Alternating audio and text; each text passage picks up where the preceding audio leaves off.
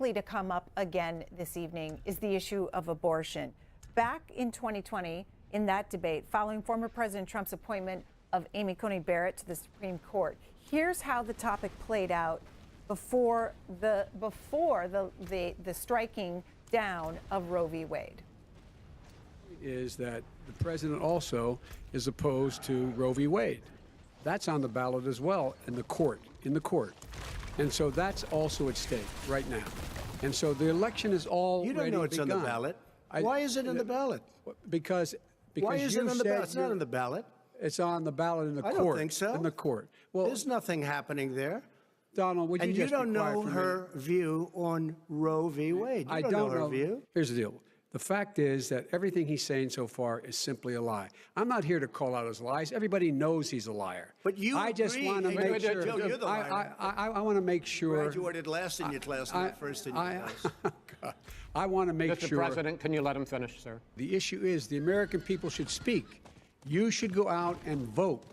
You're in voting now. Vote and let your senators know how strongly you feel. Vote now. Are you gonna pack the Make court? sure you, in fact, let people know He doesn't want you're a to answer the senator. question. I'm not going to answer the question Why because wouldn't you answer that because question? the question You wanna put a lot of the new question Supreme Court is justices, the radical question, left. Will you Who shut is up, on, man? Listen, who is on your list, Joe? This Who's is on your so list? right. Gentlemen, I think This we've is ended so this. He's going to pack the unpresidential. court. We have We're not going to give a list. We have ended this segment. We're going to move on to the second segment. That was really a productive segment, wasn't it? Keep yapping, man. The people understand, Joe. From September of 2020, the two candidates then talking about abortion, an issue that could come up tonight. We're asking all of you, what issue do you want them to talk about? Melinda in Carlsbad. This is going to be such a mad fucking debate, bro. Like, there's no way I'm missing this shit. People be like, where have you been, bro? We're going to stream politics in the there's an election in the UK, you haven't streamed shit. They're bored, innit? We know who's going to fucking win. Like, literally, we know who's going to win, so... I'll stream election, like, clearly, because, well, we all like numbers and shit, don't we? Or whatever. But the bit in between, me. Not really, no. Can't be bothered. Like, somebody got this shit's been funny, like the gambling thing. Was slightly tempted to stream because it was fucking hilarious. But no, can't be bothered. Definitely will stream on the day / night or whatever though. That's definitely up for the grabs. But this shit, oh my god, it's gonna get funny. I don't know why my shit's lagging. I have no idea. Fucking C-SPAN. Or just my garbage computer or whatever. But yeah, we'll be watching this shit because it's gonna get funny. Like, you just seen like a little preview. I think that's gonna fucking play me game at the same time. Doesn't matter. Anyway, I have no idea. It's just gonna be mad, innit? I can't wait. I'm so excited. Got me popcorn, my beer. I'm a happy little boo boo. So, is that RFK? Fucking hell, don't want to listen to him. His voice is annoying as fuck. I know I shouldn't say that because I think it's just got some weird ass voice, but I can't listen to it. It fucking does me anything. Yeah, like, oh, you're playing games. Don't worry, I'm just bored waiting. We still got 20 minutes. So I'm like, fuck, I'll just play football. Diablo 4 for 20 minutes then. I'm messing around with my last tune anyway. So I'm trying to get me one more unique. I need another unique. Though to be fair, I want another one. I want one more. So I don't know. Tempted. That means I have to make 4 more dudes. People are like, why don't you just kill Uberlilla? Fuck Uberlilla. Fuck Rado. He's annoying. I ain't killing Uberlilla. I should probably lower this actually, it's a bit loud. Fuck Uberlilla. He's a pain in the ass. And the name's Uberlilla for the reason, which means I ain't got no time for that shit. Haven't you got a good dude? Yes. Kind of. The barbarian. You're playing the necromancer. Shitty necromancer. It's because I don't really care at this point. I just want to level up. I just need level 83, I think it is. Well, I need to finish the story really. And then you get stone.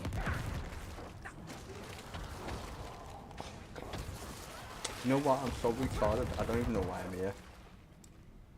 I've still got the same shit on that I went to change. Look at that. I've still got it on. Oh my god, you fucking I'm not ready. Are you dying? Oh, I know. You still got the same shit on from like fucking middle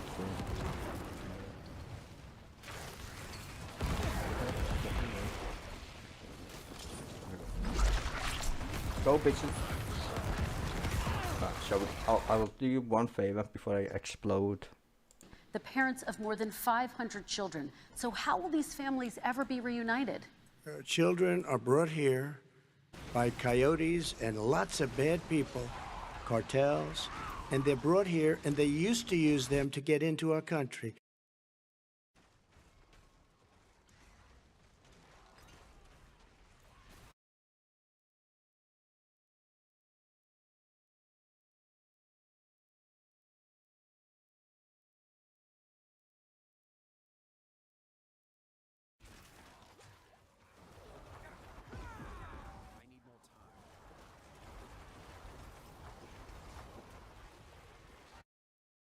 Used to say, I built the cages, and then they had a picture in a certain newspaper, and it was a picture of these horrible cages, and they said, look at these cages, President Trump built them, and then it was determined they were built in 2014. That was him. Do you They have a built plan to cages. reunite the kids? Yes, with we're their working on families? it we're trying very hard, but a lot of these kids come out without the parents. They come over through cartels and through coyotes and through gangs. These 500 plus kids came with parents. They separated them at the border to make it a disincentive to come to begin with. Bay, real tough. We're really strong. And guess what? They cannot, it's not coyotes didn't bring them over. Their parents were with them. They got separated from their parents. And it makes us a laughing stock and violates every notion of who we are as a nation. Parents were ripped, their kids were ripped from their arms and separated. And now they cannot find over 500 sets of those parents, and those kids are alone. Nowhere to go. Nowhere to go. It's criminal. It's criminal. Let me ask Kristen, you I will about say this. immigration. They went 10 down. seconds, We and then brought I need to ask reporters, you. everything. They are so well taken care of. They're in facilities that were so clean. But some and of have them gotten haven't been such reunited But with their just ask families. one question. Who built the cages? I'd love you to ask him that. Who built the cages? Let me ask about your immigration policy, Mr. Vice President. The Obama administration did fail to deliver immigration reform, which had been a key promise during the administration. It also presided over record deportations as well as family detentions at the border before changing course. So why should voters trust you with an immigration overhaul now? Because we made a mistake. It took too long to get it right. It took too long to get it right. Within 100 days, I'm going to send to the United States Congress a pathway to citizenship for over 11 million undocumented people. And all of those so-called dreamers, those DACA kids, they're going to be immediately certified again to be able to stay in this country and put on a path to citizenship. The idea that they are being sent home by this guy, and they want to do that, is they've gone to a country they've never seen before. I can imagine you're 5 years old, your parents are taking you across the Rio Grande River, and it's illegal. And you say, oh, no, Mom, leave me here. I'm not going to go with you. They've been here. Many of them are model citizens. Over 20,000 of them are first responders out there taking care of people during this crisis. We owe them. President Kristen, Trump, he your had reaction. 8 years to do what he said he was going to do. And I've changed without having a specific. We got rid of catch and release. We got rid of a lot of horrible things that they put in and that they lived with. But he had 8 years he was vice president. He did nothing. It just shows that he has no understanding of immigration or the laws. Catch and release is a disaster. A murderer would come in, a rapist would come in, a very bad person would come in. We would take their name. We have to release them into our country. And then you say they come back. Less than 1% of the people come back. We have to send ICE out and Border Patrol out to find them. We would say, come back in 2 years, 3 years. We're going to give you a court case. You need Perry Mason. We're going to give you a court case. When you say they come back, they don't come back, Joe. They never come back. Only the really, I hate to say this, but those with the lowest IQ, they might come back. Okay. The two candidates back in 2020 in the second and final debate of that election cycle. We are just less than 15 minutes away from this year's first presidential debate, hosted by CNN, simulcasted here on the C-SPAN network. So you're looking at a live picture of the spin room where the supporters for the candidates will go and talk to the media following the debate. Here at our studios at C-SPAN, joining us is Peter Luge. He is at the George Washington University's School of Media and Public Affairs. He's their chair there to talk about the history of debates. Thank you for being here. Thanks very much for the invitation. The very first televised presidential debate was in 1960, as our viewers know, between John F. Kennedy and Richard Nixon. How did that debate change campaigns? Well, debating became part of the norm, right? It became part of the television era where campaigns came to us in our living rooms. We didn't have to go to a hall or a field to watch a debate or see the candidates. They came to our house.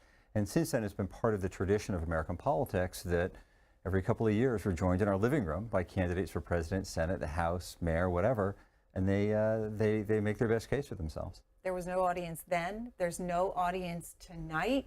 How does that impact the outcome of this debate? I'm not sure it impacts the outcome of the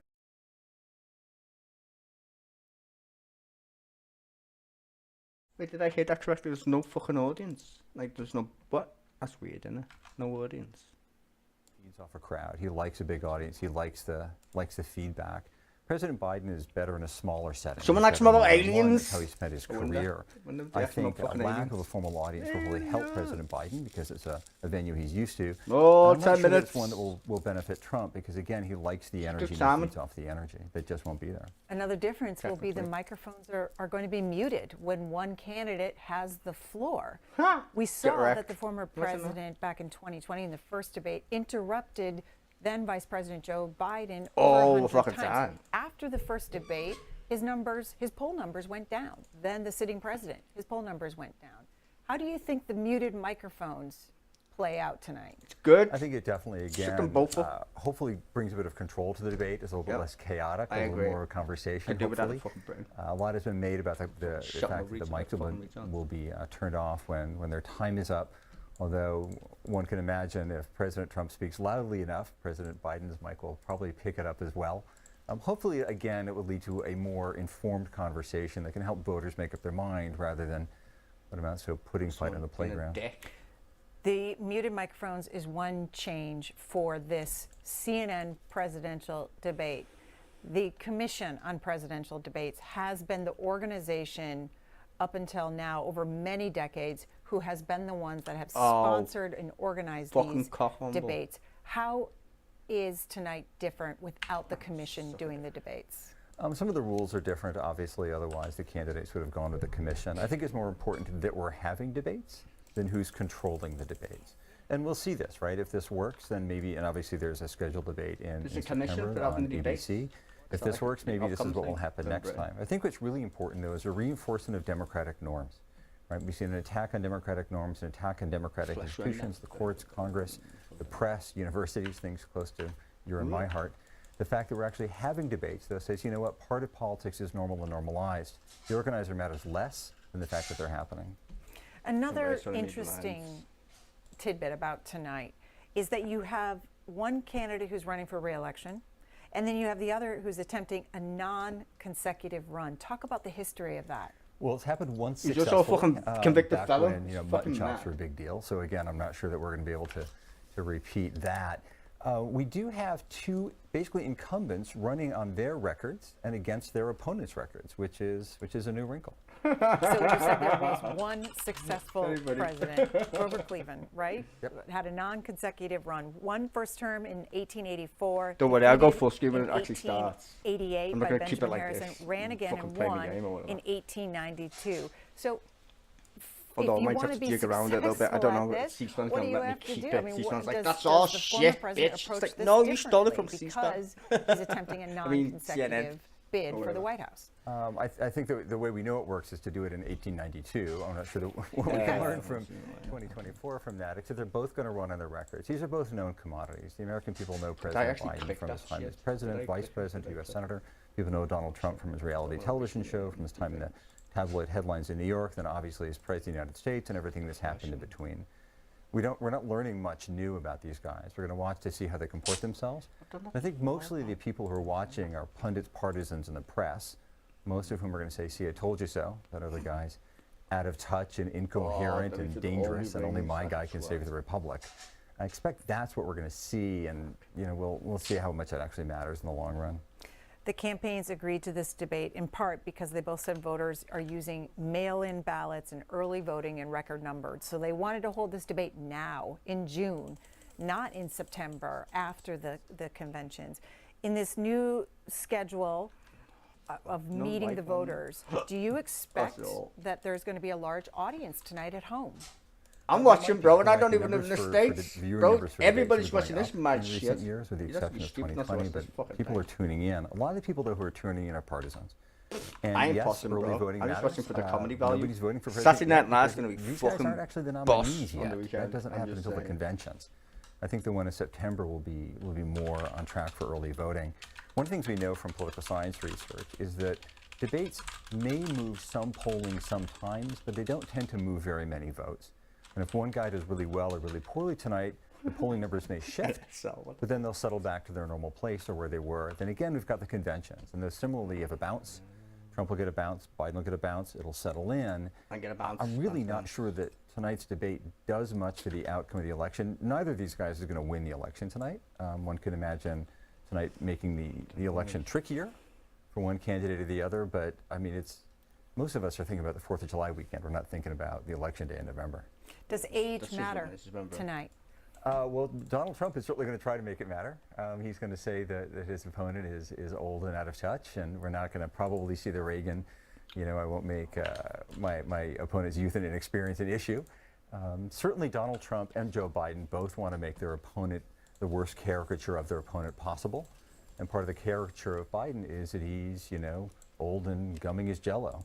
And we'll see if that works. Bro, well, fucking Trump's fucking old as shit as well, bro. It's not like he's just spring chicken. President Biden is 81. There's 3 years difference there. Exactly. That's true. The people who tend to talk about the age the most are the press, who then say, so, President Biden is really old. What do you think? And voters go, wow, I guess he's really old. I think what matters is mental acuity. And we've seen again and again, Biden, State of the Union. Biden's got a stammer, which makes him sound equally fucking stupid and I know the Biden and equally fucking older. Tonight to say, look, he's on top of his game. He's sharp as a tack. He shuffles a bit. He looks old because 81's old. You just don't wish people fall over, bro. They're pensioners. And Trump is obviously going to try to undermine that. Both campaigns are going to use tonight, pull clips from tonight, pull videos of the worst moments come out in of Zimmer their frames opponent and shit. And say, see, this is what my opponent's about. And there's going to be a moment when Joe Biden looks old. So it's not. He is old. What do you mean looks old? He fucking is old. He's 80. It sounds a lot like about personality. And are those two issues so intertwined? What you on about? The American people, by and large, don't vote on policy. We like to think we do. Yeah, Americans don't vote on but none they of don't us even know carries where around their own a spreadsheet in country's their on the head fucking balancing map. 3 points for abortion and 2 for guns, or like do the math and divide by 4 or something like that. Most of us are Democrats or Republicans, and even independents tend to be really reliably partisans. I think what we're looking for, though, is my guy really up to the task. You've got Trump has been picking up points lately. One of the Democrats' arguments is there's a bit of Trump amnesia, and so hope of what I think get Trump amnesia is reminders, dumbest hey, fucks he sounds a little wacky, on the telly like so those new numbers will then fade back. And again, it's not on the policy, right? If presidents ruled on what Americans wanted as public policy, we'd have a we'd have a wall along the southern border, and we'd have a lot of gun control. We have neither. What we want is somebody who can represent and stand up for our values. This is me. Here's who I want to project myself, my country, to be in the White House. And again, both guys, I think, are going to want to tonight demonstrate they're sharp. They're on top of the facts. They're rational. They're reasonable. They get the task done, while simultaneously trying to goad the opponent into being the worst caricature of themselves. Peter Loge is the chair at the School of Media and Public Affairs at George Washington University. Thank you for your time. We appreciate it. Many thanks. Always happy to join you. As we talked about, Peter Loge was talking about their policy, their records will come up tonight, and voters will be have a record for both of 5 these minutes candidates. ish. That was an issue back in 2020 as well. Take a look at the two candidates talking about their political records at the first debate in Cleveland. And again, these debates, these previous debates and the vice presidential debates from all cycles can be found if you go to our website, cspan.org. If you've missed any of them, you can find it there. Again, back in 2020, talking about their political records. Looking at both of your records, I'm going to ask each of you, why should voters elect you president over your opponent? Because there has never been an administration or president who has done more than I've done in a period of 3.5 years. And that's despite the impeachment hoax. And you saw what happened today with Hillary Clinton, where it was a whole big con job. But despite going through all of these things, where I had to fight both flanks and behind me and above, there has never been an administration that's done what I've done. The greatest, before COVID came in, the greatest economy in history, lowest unemployment numbers. Everything was good. Everything was going. And by the way, there was unity going to happen. People were calling me for the first time in years. They were calling and they were saying, it's time maybe. And then what happened? We got hit, but now we're building it back up again. A rebuilding of the military, including Space Force and all of the other things.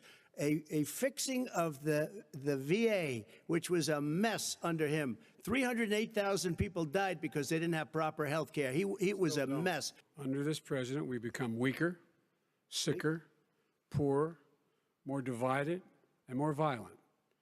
When I was vice president, we inherited a recession. I was asked to fix it. I did. We left him a booming economy, and he caused the recession. With regard to being weaker, the fact is that I've gone head-to-head with Putin and made it clear to him we're not going to take any of his stuff. He's Putin's puppy. He still refuses to even say anything to Putin about the bounty on the heads of American soldiers. Your son got $3.5 million. That's right. A look back at the 2020 presidential debate, the first one that took place in Cleveland. Now we are just about 2 minutes away from tonight's 2024 presidential debate. We'll try to get in David, who's in California, voting for a third-party candidate. There will only be two candidates on the stage tonight. David, what do you want to hear from them? I want to hear to shut the border and quit letting these people in our country. And because there's no way that these people that's coming into our country illegally and stuff is going to get jobs, be able to pay for their rent, their food, their insurance, their clothes, and everything else to live, except through a socialist system that the good government's probably starting up, going for.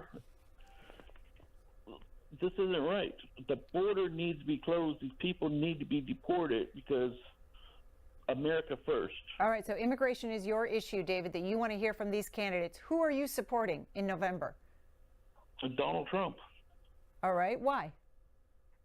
Because I feel that he loves America. He wants America to be number one, and he's for the American people. He's not for the globalists. He's not for the corporations. He's not out there letting people getting money in for himself and his family and stuff to send money out to other countries and stuff. All right, David. That was David supporting the former president. We're going to hear from you, all of you, again after tonight's debate. And we're now under a minute away from tonight's simulcast of the CNN presidential debate in Atlanta here on the C-SPAN networks. Again, about 90 minutes of debate expected tonight between President Biden and former President Trump. Following the debate, our coverage continues right here. We'll take your phone calls and your reaction on social media. We'll also be live with surrogates from the campaigns inside.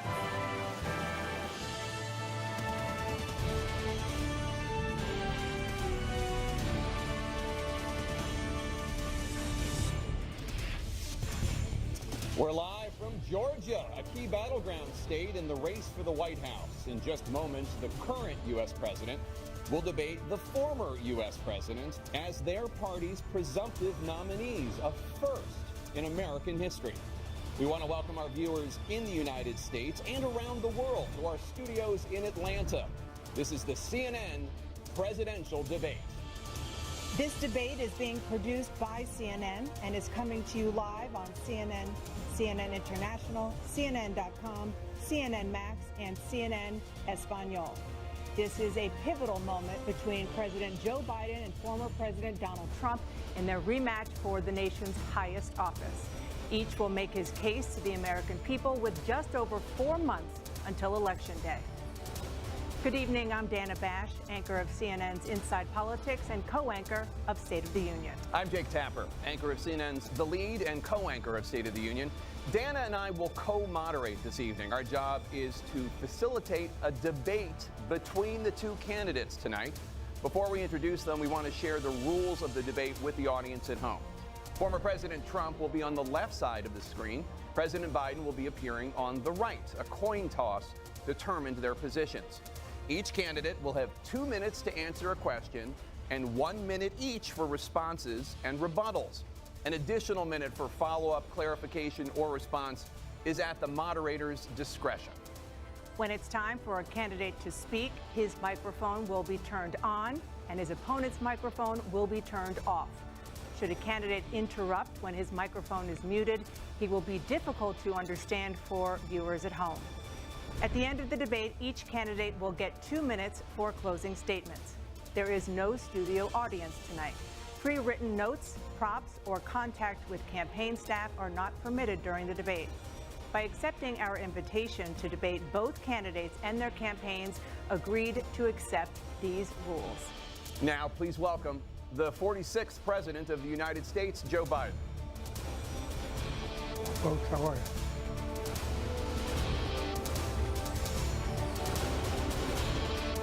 Great to be here. Thank you.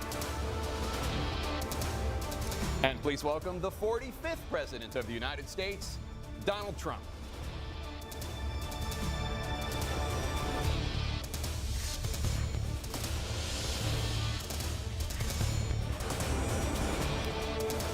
Gentlemen, thanks so much for being here. Let's begin the debate, and let's start with the issue that voters consistently say is their top concern, the economy. President Biden, inflation has slowed, but prices remain high. Since you took office, the price of essentials has increased. For example, a basket of groceries that cost $100 then now costs more than $120. And typical home prices have jumped more than 30%. What do you say to voters who feel they are worse off under your presidency than they were under President Trump? We got to take a look at what I was left when I became president, what Mr. Trump left me. We had an economy that was in free fall. The pandemic was so badly handled. Many people were dying. All he said was, it's not that serious. Just inject a little bleach into your arm. You'll be all right. The economy collapsed. There were no jobs. Unemployment rate rose to 15%. It was terrible. And so what we had to do is try to put things back together again. And that's exactly what we began to do. We created 15,000 new jobs. We brought out the position where we have 800,000 new manufacturing jobs. But there's more to be done. There's more to be done. Working class people are still in trouble. I come from Scranton, Pennsylvania. I come of a household where the kitchen table, if the things weren't able to be met during the month, it was a problem. Price of eggs, the price of gas, the price of housing, the price of a whole range of things. That's why I'm working so hard to make sure I deal with those problems. And we're going to make sure that we reduce the price of housing. We're going to make sure we build 2 million new units. We're going to make sure we cap rents so corporate greed can't take over. The combination, what I was left with in corporate greed, is the reason why we're in this problem right now. In addition to that, we're in a situation where if you take a look at all that was done in his administration, he didn't do much at all. By the time he left, things were in chaos, literally chaos. And so we put things back together. We created, I said, those jobs. We make sure we had a situation where we brought down the price of prescription drugs, which is a major issue for many people, to $15 for an insulin shot as opposed to $400. No senior has to pay more than $200 for any drug, all the drugs they can include beginning next year. And the situation is and we're going to make that available to everybody, to all Americans. So we're working to bring down the price around the kitchen table, and that's what we're going to get done. Thank you. President Trump? We have the greatest economy in the history of our country. We have never done so well. Everybody was amazed by it. Other countries were copying us. We got hit with COVID. And when we did, we spent the money necessary so we wouldn't end up in a Great Depression, the likes of which we had in 1929. By the time we finished, so we did a great job. We got a lot of credit for the economy, a lot of credit for the military, and no wars and so many other things. Everything was rocking good. But the thing we never got the credit for, and we should have, is getting us out of that COVID mess. He created mandates. That was a disaster for our country. But other than that, we had given them back a country where the stock market actually was higher than pre-COVID, and nobody thought that was even possible. The only jobs he created are for illegal immigrants and bounce-back jobs, a bounce back from the COVID. He has not done a good job. He's done a poor job, and inflation's killing our country. It is absolutely killing us. Thank you. President Biden? Well, look, the greatest economy in the world, he's the only one who thinks that, I think. I don't know anybody else who thinks he had the greatest economy in the world. And, you know, the fact of the matter is that we found ourselves in a situation where his economy, he rewarded the wealthy. He had the largest tax cut in American history, $2 trillion. He raised a deficit larger than any president has in any one term. He's the only president other than Herbert Hoover who's lost more jobs than he had when he began, since Herbert Hoover. The idea that he did something that was significant. And the military, you know, when he was president, they were still killing people in Afghanistan. He didn't do anything about that. When he was president, we were still finding ourselves in a position where you had a notion that we were this safe country.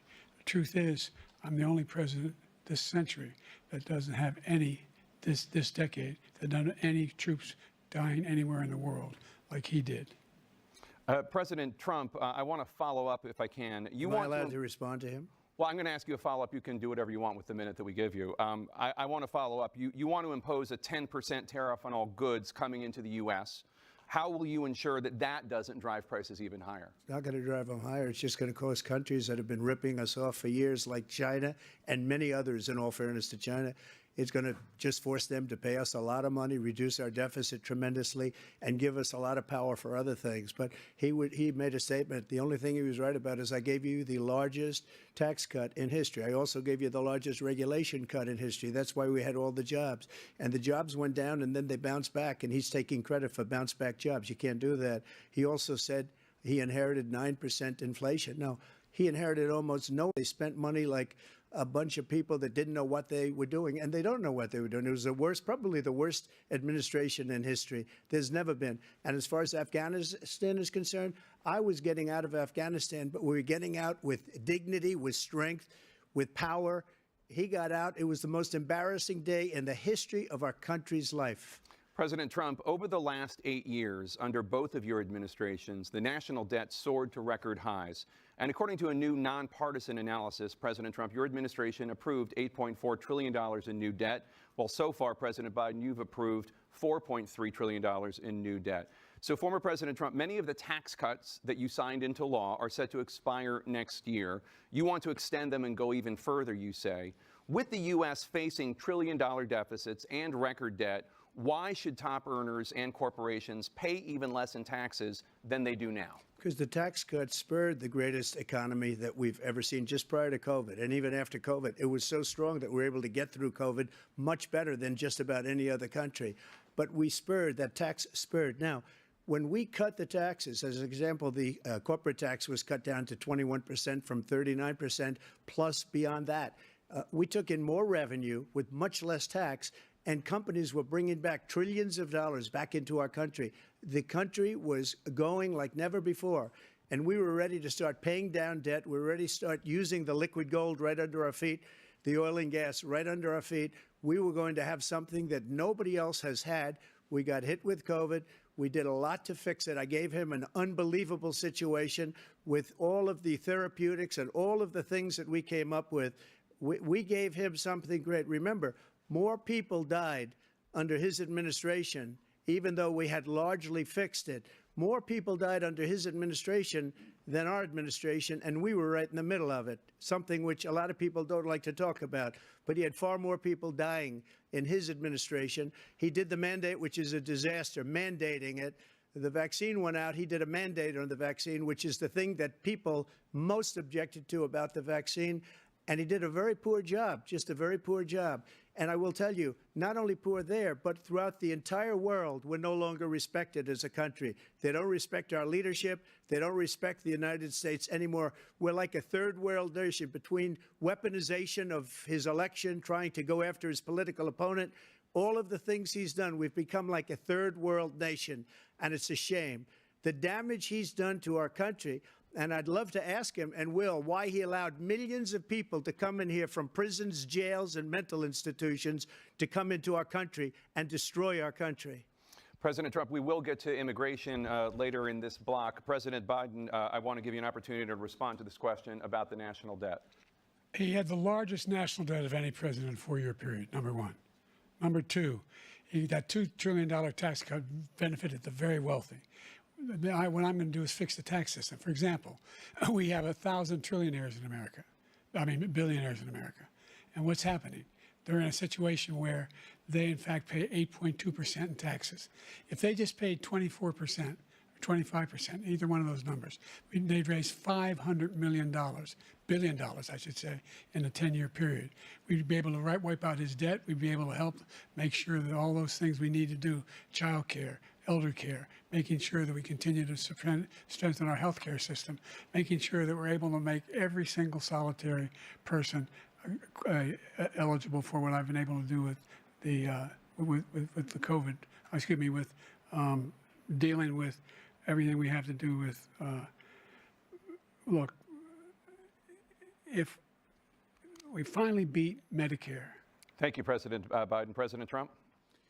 Well, he's right. He did beat Medicare. He beat it to death, and he's destroying Medicare because all of these people are coming in. They're putting them on Medicare. They're putting them on Social Security. They're going to destroy Social Security. This man is going to single-handedly destroy Social Security. These millions and millions of people coming in, they're trying to put them on Social Security. He will wipe out Social Security. He will wipe out Medicare. So he was right in the way he finished that sentence. And it's a shame. What's happened to our country in the last 4 years is not to be believed. Foreign countries, I'm friends with a lot of people, they cannot believe what happened to the United States of America. We're no longer respected.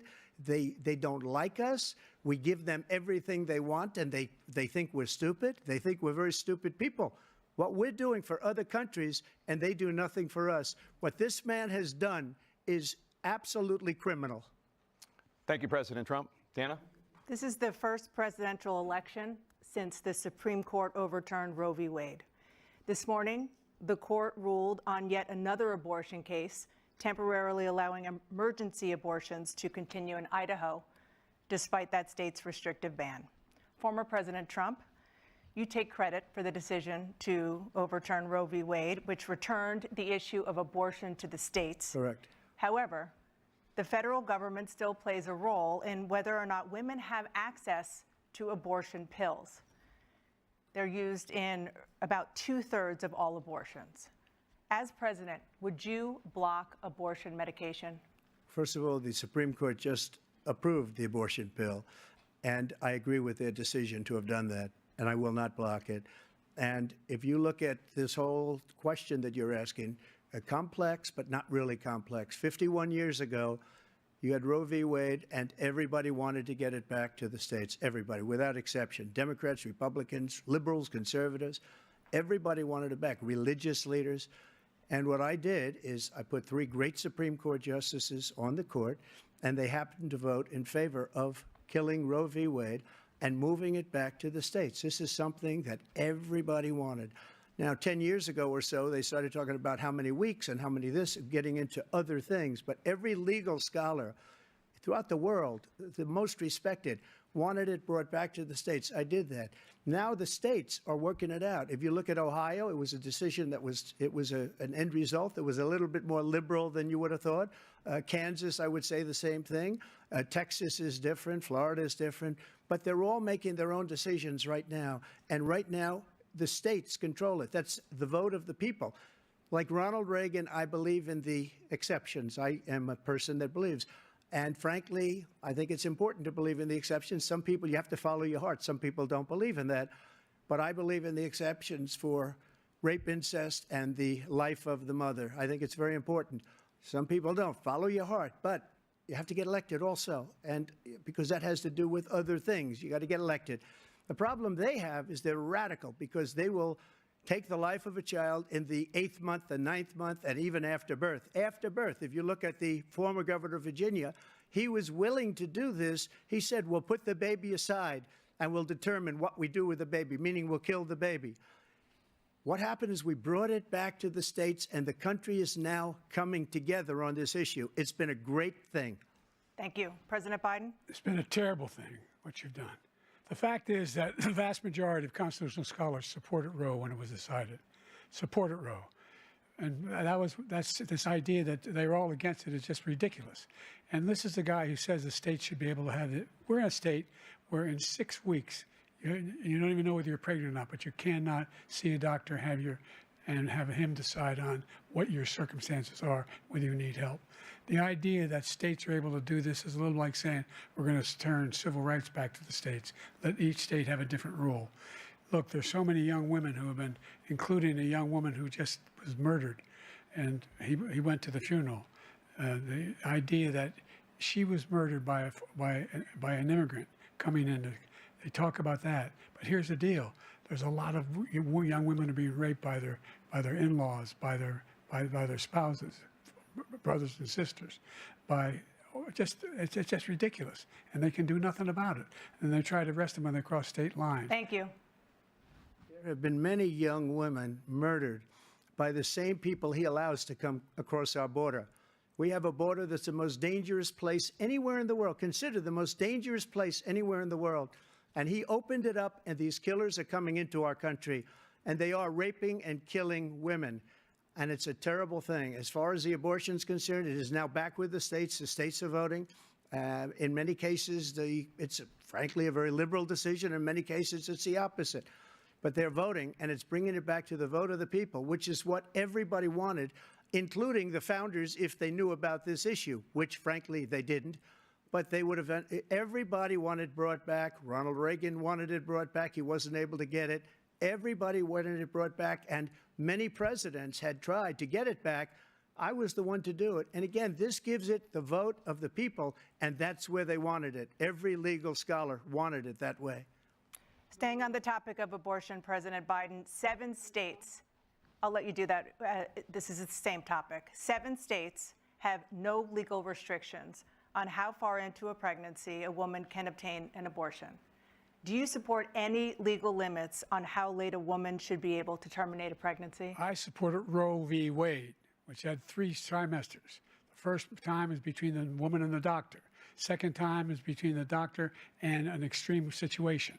The third time is between the doctor, between the woman and the state. One's making decisions about women's health is ridiculous. That's the last. No politician should be making that decision. A doctor should be making those decisions. That's how it should be run. That's what you're going to do. And if I'm elected, I'm going to restore Roe v. Wade. So that means he can take the life of the baby in the 9th month and even after birth, because some states, Democrat-run, take it after birth. Again, the former governor of Virginia, put the baby down, then we decide what to do with it. So he's willing to, as we say, rip the baby out of the womb in the 9th month and kill the baby.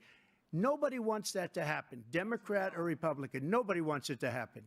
You're lying. That is simply not true. The Roe v. Wade does not provide for that. That's not the circumstance. Only if a woman's life is in danger, she's going to die. That's the only circumstance in which that can happen. But we are not for late-term abortion, period. Period, period. Under Roe v. Wade, you have late-term abortion. You can do whatever you want, depending on the state. You can do whatever you want.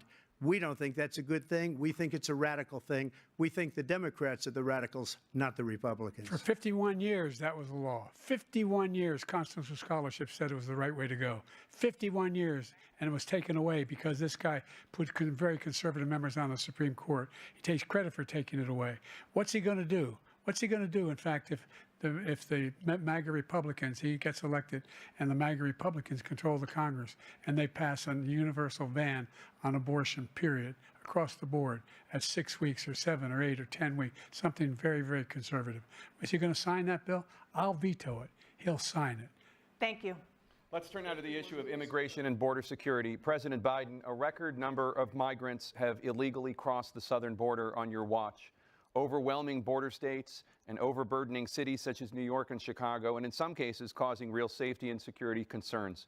Given that, why should voters trust you to solve this crisis? Because we worked very hard to get a bipartisan agreement that not only changed all of that, it made sure that we are in a situation where you had no circumstance where they could come across the border with the number of border police there are now. We significantly increased the number of asylum officers. By the way, the Border Patrol endorsed my position.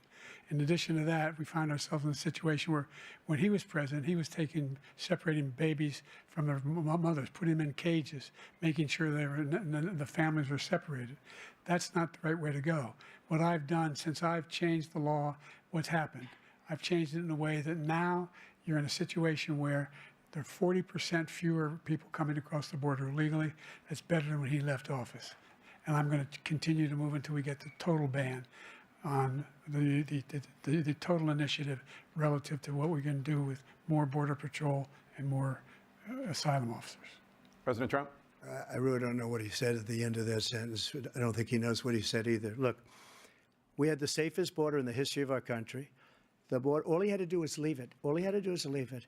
He decided to open up our border, open up our country to people that are from prisons, people that are from mental institutions, insane asylum, terrorists. We have the largest number of terrorists coming into our country right now, all terrorists, all over the world, not just in South America, all over the world. They come from the Middle East, everywhere. All over the world, they're pouring in.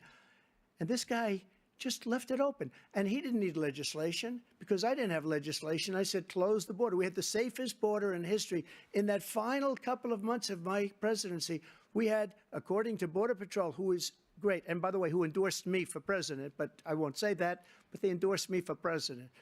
Brandon, just speak to him.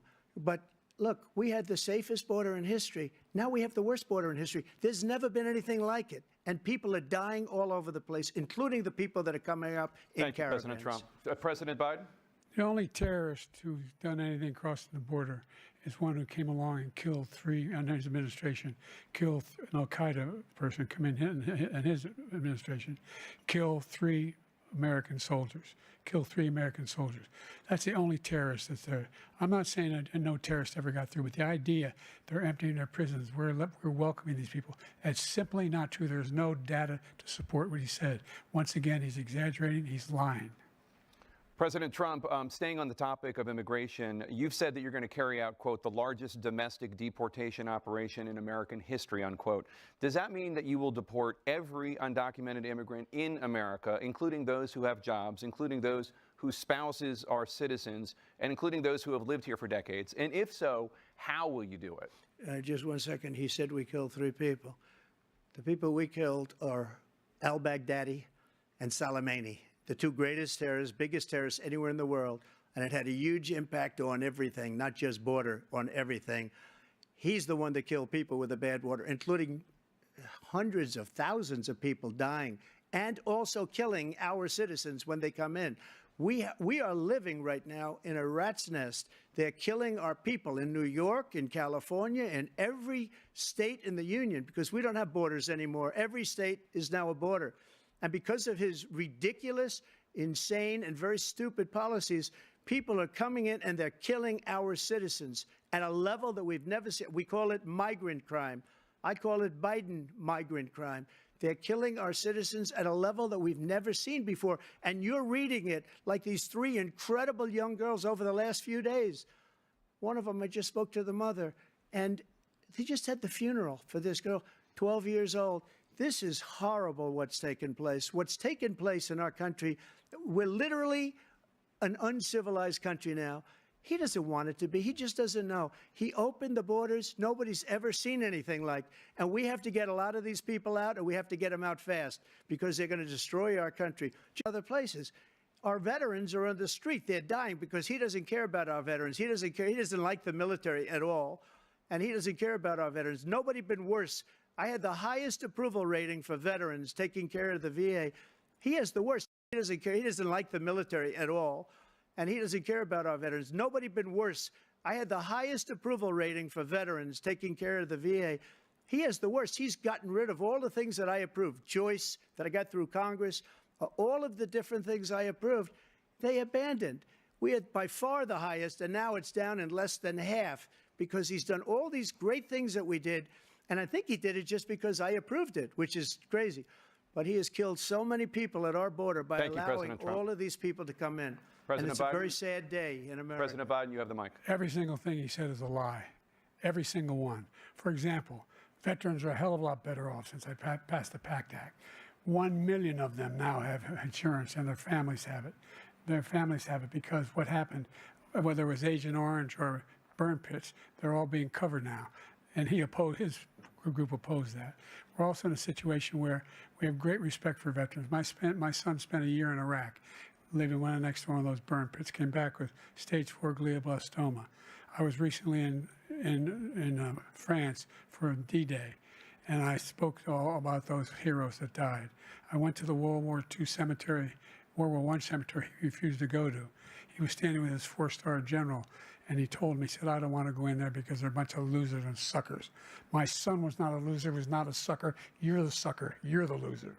President Trump?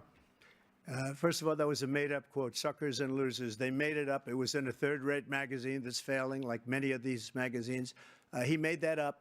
He put it in commercials. We've notified him.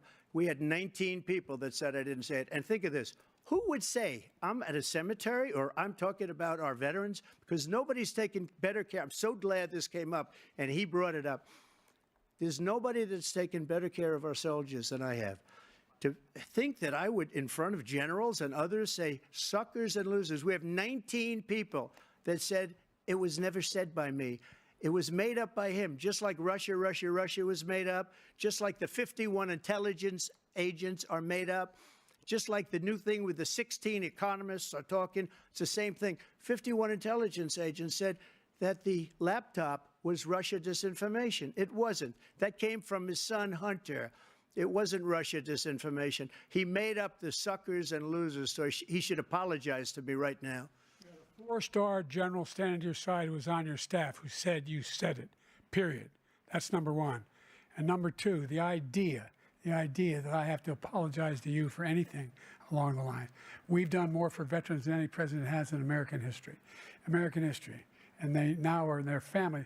The only sacred obligation we have as a country is to care for our veterans when they come home and their families and equip them when they go to war. That's what we're doing. That's what the VA is doing now. They're doing more for veterans than ever before in our history. All right, thank you so much. Let's move to the topic of foreign policy. I want to begin with Russia's war against Ukraine, which is now in its 3rd year. Former President Trump, Russian President Vladimir Putin says he'll only end this war if Russia keeps the Ukrainian territory it has already claimed and Ukraine abandons its bid to join NATO. Are Putin's terms acceptable to you? First of all, our veterans and our soldiers can't stand this guy. They can't stand him. They think he's the worst commander-in-chief, if that's what you call him, that we've ever had. They can't stand him. So let's get that straight. And they like me more than just about any of them. And that's based on every single bit of information. As far as Russia and Ukraine, if we had a real president, the president that knew, that was respected by Putin, he would have never invaded Ukraine. A lot of people are dead right now, much more than people know. You know, they talk about numbers. You can double those numbers, maybe triple those numbers. He did nothing to stop it. In fact, I think he encouraged Russia from going in. I'll tell you what happened. He was so bad with Afghanistan. It was such a horrible embarrassment, most embarrassing moment in the history of our country, that when Putin watched that and he saw the incompetence, that he should have fired those generals, like I fired the one that you mentioned, and so he's got no love lost, but he should have fired those generals. No general got fired for the most embarrassing moment in the history of our country, Afghanistan, where we left billions of dollars of equipment behind. We lost we left American citizens behind. When Putin saw that, he said, you know what? I think we're going to go in and maybe take this was his dream. I talked to him about it, his dream. The difference is he never would have invaded Ukraine, never. Just like Israel would have never been invaded in a million years by Hamas. You know why? Because Iran was broke with me. I wouldn't let anybody do business with them. They ran out of money. They were broke. They had no money for Hamas. They had no money for anything, no money for terror. That's why you had no terror at all during my administration. This place, the whole world is blowing up under him. President Biden? I've never heard so much malarkey in my whole life. Look, the fact of the matter is that we're in a situation where, let's take the last point first. Iran attacked American troops, caused brain damage for a number of these troops, and he did nothing about it. Recently, not when he was president. They attacked. He said they're just having headaches. That's all it is. He didn't do a thing when the attack took place, number one. Number two, we got over 100,000 Americans and others out of Afghanistan during that airlift. Number three, we found ourselves in a situation where, if you take a look at what Trump did in Ukraine, this guy told Trump, do whatever you want, do whatever you want. And that's exactly what Trump did to Putin, encourage him, do whatever you want. And he went in. And listen to what he said when he went in. He was going to take Kyiv in 5 days, remember? Because it's part of the old Soviet Union. That's what he wanted to reestablish, Kyiv. And he, in fact, didn't do it at all. He wasn't able to get it done. And they've lost thousands and thousands of troops, 500,000 troops. President Trump, I as never come back said to you that. for 1 minute, I just want to go back to my original question, which is, are Putin's terms acceptable to you? Keeping the territory in Ukraine? Acceptable. No, they're not acceptable. But look, this is a war that never should have started. If we had a leader in this war, he led everybody along. He's given $200 billion now or more to Ukraine. He's given $200 billion. That's a lot of money. I don't think there's ever been anything like it. Every time that Zelensky comes to this country, he walks away with $60 billion. He's the greatest salesman ever. And I'm not knocking him. I'm not knocking anything. I'm only saying the money that we're spending on this war, and we shouldn't be spending, it should have never happened. I will have that war settled between Putin and Zelensky as president-elect before I take office on January 20th. I'll have that war settled. People being killed so needlessly, so stupidly, and I will get it settled, and I'll get it settled fast before I take office. President Biden, you have a minute. The fact is that Putin is a war criminal.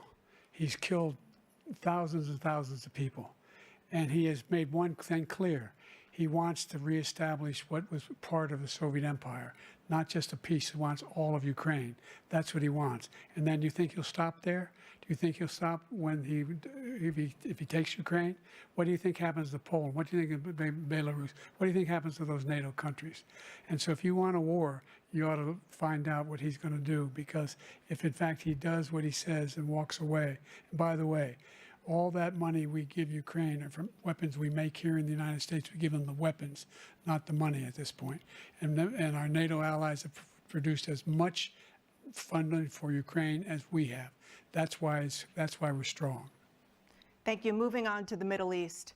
In October, Hamas attacked Israel, killing more than 1,000 people and taking hundreds of hostages. Among those held and thought to still be alive are 5 Americans. Israel's response has killed thousands of Palestinians and created a humanitarian crisis in Gaza. President Biden, you've put forward a proposal to resolve this conflict, but so far Hamas has not released the remaining hostages, and Israel is continuing its military offensive in Gaza. So what additional leverage will you use to get Hamas and Israel to end the war? You have 2 minutes. Number one, everyone from the United Nations Security Council straight through to the G7 to the Israelis and Netanyahu himself have endorsed the plan I put forward, which has 3 stages to it. The first stage is trade the hostages for a ceasefire. Second phase is a ceasefire with additional conditions. The third phase is the end of the war. The only one who wants the war to continue is Hamas. Number one, they're the only ones standing out. We're still pushing hard to get them to accept. In the meantime, what's happened? In Israel, we're finding that the only thing I've denied Israel was 2,000-pound bombs. They don't work very well in populated areas. They kill a lot of innocent people. We're providing Israel with all the weapons they need and when they need them.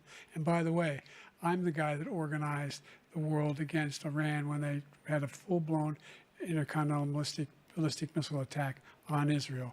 No one was hurt. No one Israeli was accidentally killed, and it just stopped. We saved Israel. We are the biggest producer of support for Israel of anyone in the world. And so they're two different things. Hamas cannot be allowed to be continued. We continue to send our experts and our intelligence people as to how they can get Hamas like we did bin Laden. You don't have to do it. And by the way, they've been greatly weakened, Hamas, greatly weakened, and they should be. They should be eliminated. But you've got to be careful for what using certain weapons among population centers. Just going back to Ukraine for 1 second. We have an ocean separating us. The European nations together have spent $100 billion, or maybe more than that, less than us. Why doesn't he call them and say, you got to put up your money like I did with NATO? I got them to put up hundreds of billions of dollars. The Secretary General of NATO said Trump did the most incredible job I've ever seen. They wouldn't have any, they were going out of business. We were spending almost 100% of the money was paid by us. He didn't do that. He's getting all, you got to ask these people to put up the money. We're over $100 billion more spent.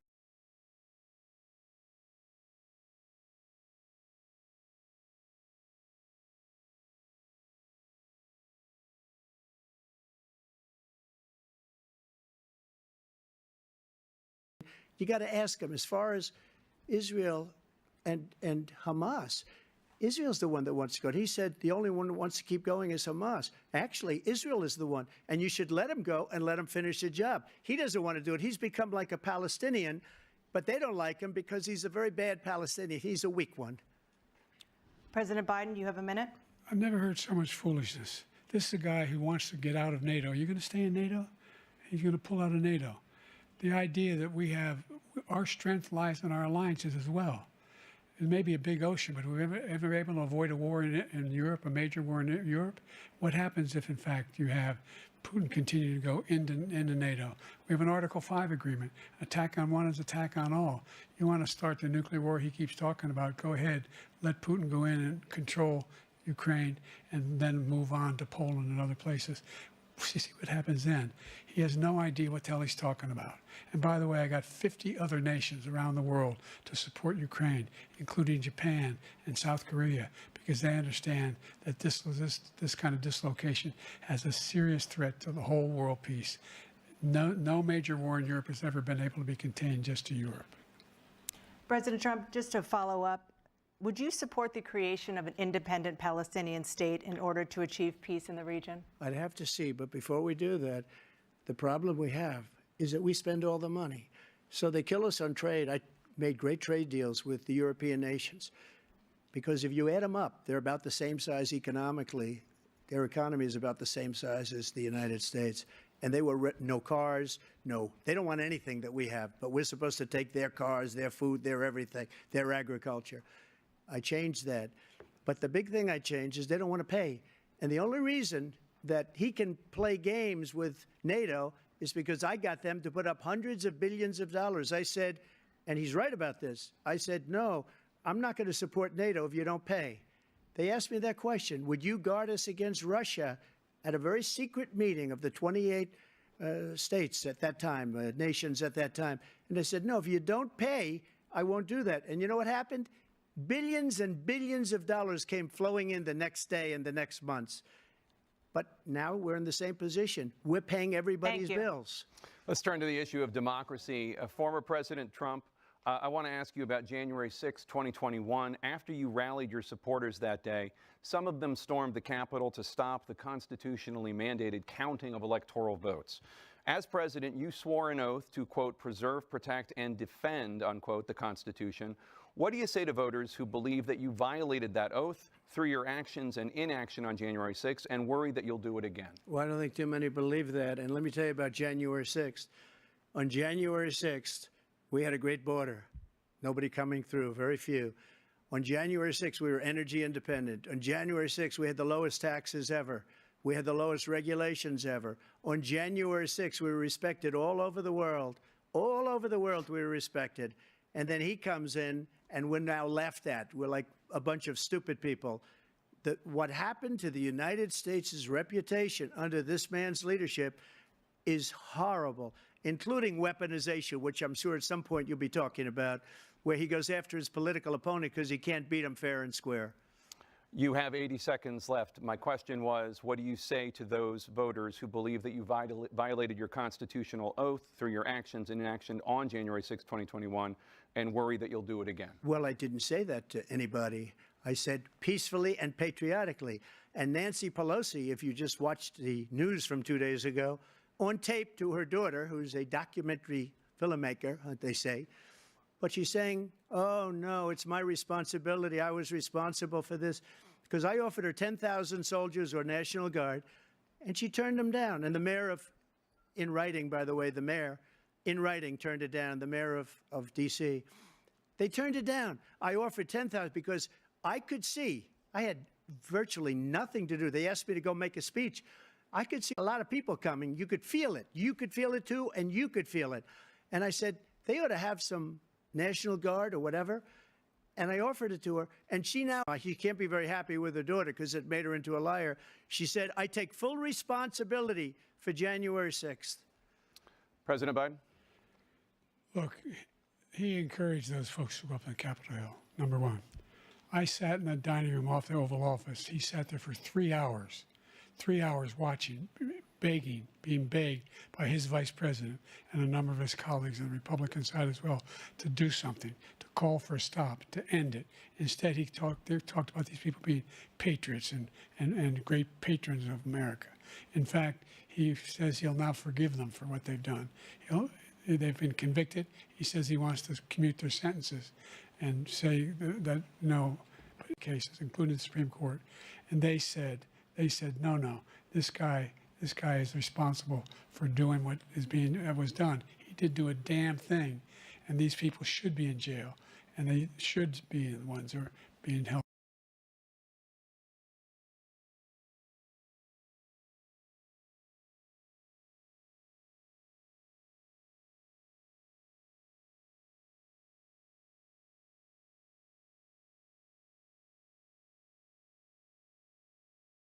accountable. And he wants to let them all out. And now he says if he loses again, such a whiner that he is, that it could be a bloodbath. Thank you, President Biden. President Trump? What they've done to some people that are so innocent, you ought to be ashamed of yourself. What you have done, how you've destroyed the lives of so many people. When they ripped down Portland, when they ripped down many other cities, you go to Minnesota, Minneapolis, what they've done there, with the fires all over the city. If I didn't bring in the National Guard, that city would have been destroyed. When you look at all of they took over big chunks of Seattle. I was all set to bring in the National Guard. They heard that, they saw them coming, and they left immediately. What he said about this whole subject is so off. Peacefully patriotic. One other thing, the Unselect Committee, which is basically two horrible Republicans that are all gone now, out of office, and Democrats, all Democrats, they destroyed and deleted all of the information they found because they found out we were right. We were right. And they deleted and destroyed all of the information. They should go to jail for that. If a Republican did that, they'd go to jail. Thank you, President Trump. President Biden, I want to give you a minute. The only person on this stage is a convicted felon is the man I'm looking at right now. And the fact of the matter is, what he's telling you is simply not true. The fact is that there was no effort on his part to stop what was going on up in Capitol Hill. And all those people, every one of those who were convicted, deserves to be convicted. The idea that they didn't kill somebody, just went in and broke down doors, broke the windows, occupied offices, turned over desks, turned them over statues. The idea that those people are patriots? Come on. When I asked him the first two debates we had, the debates we had first time around, I said, will you denounce the Proud Boys? He said, no, I'll tell them to stand by. The idea he's refusing, will you denounce these guys? Will you denounce the people we're talking about now? Will you denounce the people who attacked that Capitol? What are you going to do? I'm going to give you a minute, President Trump, for a follow-up question I have.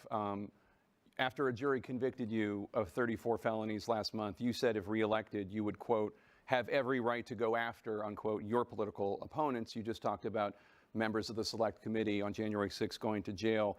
Your main political opponent is standing on stage with you tonight. Can you clarify exactly what it means about you feeling you have every right to go after your political opponents? Well, I said my retribution is going to be success. We're going to make this country successful again, because right now it's a failing nation. My retribution is going to be success. But when he talks about a convicted felon, his son is a convicted felon at a very high level. His son is convicted, going to be convicted probably numerous other times. Should have been convicted before, but his Justice Department let the statute of limitations lapse on the most important things. But he could be a convicted felon as soon as he gets out of office. Joe could be a convicted felon with all of the things that he's done. He's done horrible things. All of the death caused at the border, telling the Ukrainian people that we're going to want $1 billion or you change the prosecutor. Otherwise, you're not getting $1 billion. If I ever said that, that's quid pro quo. That we're not going to do anything. We're not going to give you $1 billion unless you change your prosecutor, having to do with the son. This man is a criminal. This man, you're lucky. You're lucky. I did nothing wrong. We'd have a system that was rigged and disgusting. I did nothing wrong. Thank you, President Trump. President Biden, you have said, I'm coming right to you, sir. You want to respond? Go ahead. I'll give you a minute to respond. The idea that I did anything wrong relative to what you're talking about is outrageous. It's simply a lie, number one. Number two, the idea that you have a right to seek retribution against any American just because you're president is wrong. It's simply wrong. No president's ever spoken like that before. No president in our history has spoken like that before. Number three, the crimes that you are still charged with, and think of all the civil penalties you have. How many billions of dollars do you owe in civil penalties for molesting a woman in public, for doing a whole range of things, of having sex with a porn star on the night while your wife was pregnant? I mean, what are you talking about? You have the morals of an alley cat. Give you a minute, sir. I didn't have sex with a porn star, number one. Number two, that was a case that was started and moved. They moved a high-ranking official, a DOJ, into the Manhattan DA's office to start that case. That case is going to be appealed and won. We had a very terrible judge, a horrible judge, Democrat. The prosecutor were all high-ranking Democrats, appointed people, and both the civil and the criminal. He basically went after his political opponent because he thought it was going to damage me. But when the public found out about these cases, because they understand it better than he does, he has no idea what these cases are. But when they found out about these cases, you know what they did? My poll numbers went up, way up. You know that because you're reporting it. And we took in more money in the last 2 weeks than we've ever taken in the history of any campaign. I don't think any campaign has ever taken. Hundreds of millions of dollars came pouring in because the public knows it's a scam, and it's a guy that's after his political opponent because he can't win fair and square. Thank you, President Trump. President Biden, you have said, quote, Donald Trump and his MAGA Republicans are determined to destroy American democracy. Do you believe that the tens of millions of Americans who are likely to vote for President Trump will be voting against American democracy? The more they know about what he's done, yes. The more they know about what he's done. And there's a lot more coming. He's got a lot of cases down the road coming around. He's got a whole range of issues he has to face. I don't know what the juries will do, but I do know he has a real problem. And so the fact that, could you ever think you heard any president say that I'm going to seek retribution? Do you ever hear any president say that I thought Hitler had some good ideas? What got me involved to run in the first place after my son had died, I decided in Iraq, because of Iraq, I said I wasn't going to run again until I saw what happened in Charlottesville, Virginia. People coming out of the woods carrying swastikas on torches, and singing the same anti-Semitic bile they sang when back in Germany. And the young woman got killed. They spoke to the mother, and they asked him, they said, what do you think of those people? The ones who got killed, the one who tried to stop it, and the ones, he said, I think they're fine people on both sides. What American president would ever say, Nazis coming out of fields, carrying torches, singing the same anti-Semitic bile, carrying swastikas, were fine people? And this is a guy who says Hitler's done some good things. I'd like to know what they are. The good things Hitler's done, that's what he said. This guy has no sense of American democracy. President Trump. Jake, both of you know that story has been totally wiped out, because when you see the sentence, it said 100% exoneration on that. So he just keeps it going. He says he ran because of Charlottesville. He didn't run because of Charlottesville. He ran because it was his last chance. He's not equipped to be president. You know it, and I know it. It's ridiculous. We have a debate. We're trying to justify his presidency. His presidency, he's without question, the worst president, the worst presidency in the history of our country. We shouldn't be having a debate about it. There's nothing to debate. He made up the Charlottesville story, and you'll see it's debunked all over the place. Every reasonable anchor has debunked it.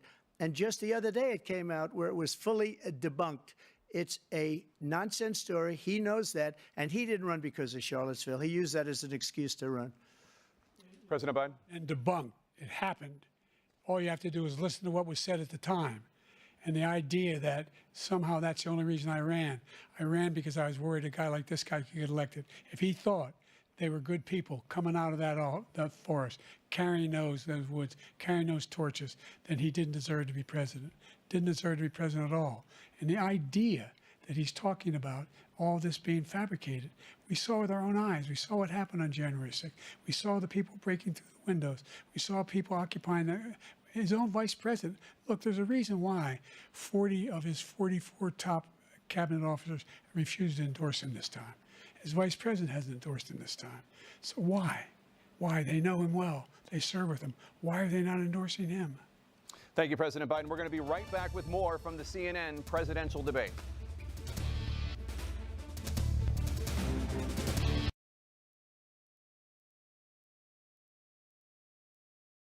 Oh my God, halftime intervene, gets it like popcorn and shit. Fuck yeah. Okay, that was mad. I'm just going to say, Joe Biden sounds like he's a million. Seriously. Like, he does sound like a million. But I do like the way he shreds Trump. It is quite funny. I'm not going to lie. I was in stitches. He's got models like an alley cat. Great. Like, this is going to be great Saturday Night Live shit. Called a fucking loser. You know Trump hated that shit. But then it was funny. Trump did hit him with his zinger. Said, I don't even think he knew what he said. I was like, oh, poor Joe. So that was kind of funny. So yeah. So far, it's been interesting. But the way Trump just makes shit up is quite impressive. I'm not gonna lie. Like, he literally just makes shit up. And it's like, no, that's real. No, it's not, bro. It's mad. It's very mad.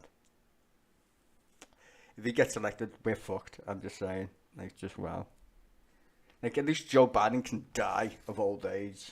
I don't think Trump's gonna die of old age. He will be stuck with it for 5 years or whatever the fuck it is, 4 years. Start Will. We'll have Will Wolfrey before he fucking leaves office. Or he'll be the last president we'll ever fucking have in our lifetime, if you know what I mean. Well, it's better than that. I'll tell you what, Mickey, it's been better than our fucking shitty debates. Our debates are crap. I didn't even stream them or watch them, to be quite frank. I'm just like, why bother? They're mostly shite anyway. What's Keir Starmer's manifesto? Not being the Tories. What's the Tories' manifesto? Fuck knows. I've got no fucking idea. Oh, yeah, they want to make people join the army or whatever, the national service and gambling. Is that the Tory manifesto? National service and gambling. That's the only news story I've got so far. I haven't had any really stories for Labour at all. Breaking news, Labour's going to win. That's about it. It's like, well, we fucking know that anyway. What's the point? I mean, they keep saying the same shit about taxes, so there's no point in fucking listening to it anyway. So you're going to be like the Tories? Kinda. No, okay, that's great. I wish they'd get in power and just like literally tax the millionaires. That's not going to happen though, is it? No. We're friends with businesses, you see. We're a party of business. You sound like the Tories. What's your fucking point then? Trumps. Like, I understand like left-wing media like harp on like the very Tories, but then again you got to understand like the climate in which we live in is pretty strange. It's not like a couple of years ago. The internet's even stranger than it was a couple of years ago, to be quite fucking frank with you. TikTok's a fucking thing, which is weird. Everyone's fucking social media fucking crackheads, like literally. Oh, here we go. So I have to shut up, thankfully. Former President Trump will resume. This is happening live from CNN studios in Atlanta.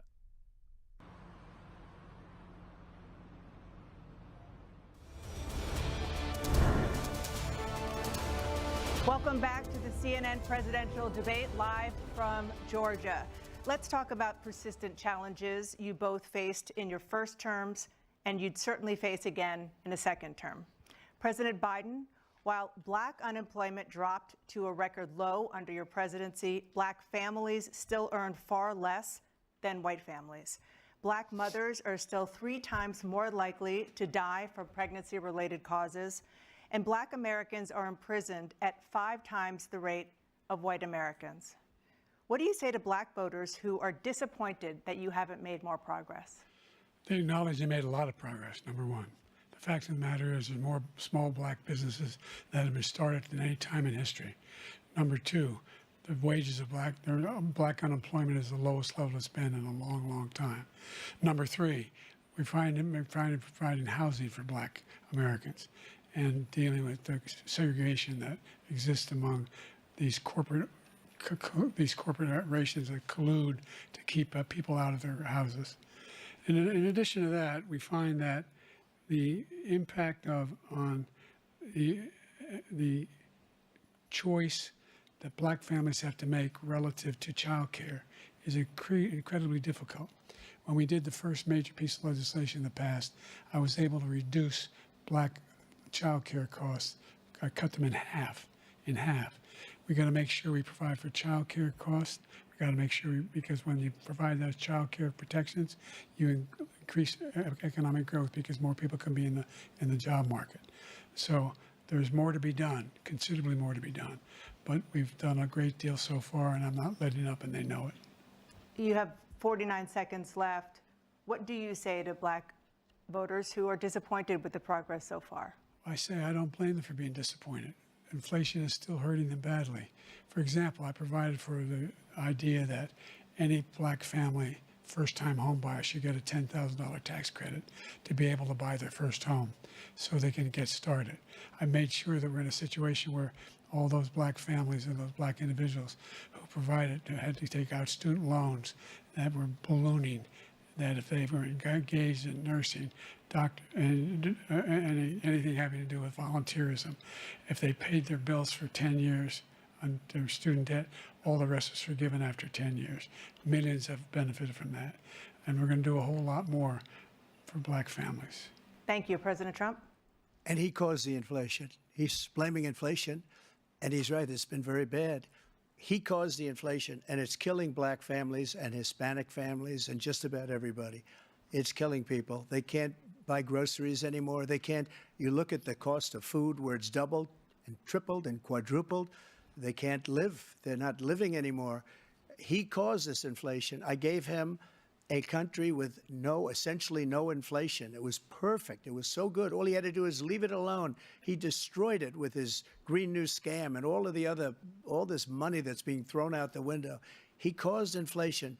As sure as you're sitting there, the fact is that his big kill on the black people is the millions of people that he's allowed to come in through the border. They're taking black jobs now, and it could be 18, it could be 19, and even 20 million people. They're taking black jobs, and they're taking Hispanic jobs, and you haven't seen it yet, but you're going to see something that's going to be the worst in our history. Thank you. President Biden?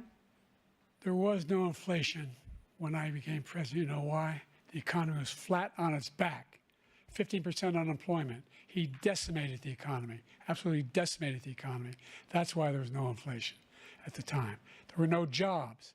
We provided thousands of millions of jobs for individuals who are in all communities, including minority communities. We made sure that they have health insurance.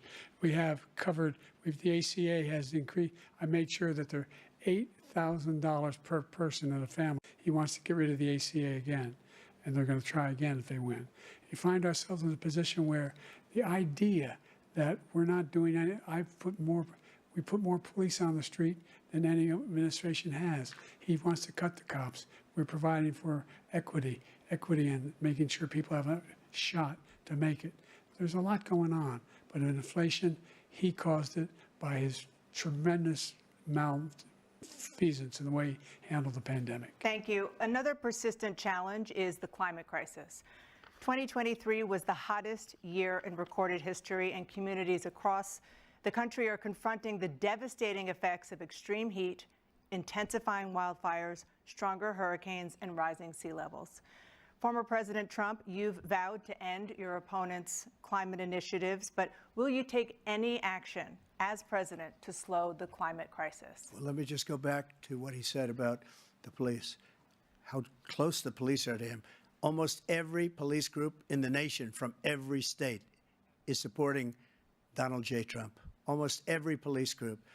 And what he's done to the black population is horrible, including the fact that for 10 years he called them super predators. We can't, in the 1990s, we can't forget that. Super predators was his name, and he called it to them for 10, and they've taken great offense at it, and now they see it happening. But when they see what I did for criminal justice reform and for the historically black colleges and universities, where I funded them and got them all funded, and the opportunity zones with Tim, as you know, Tim Scott was incredible. He did a great job, great senator from South Carolina.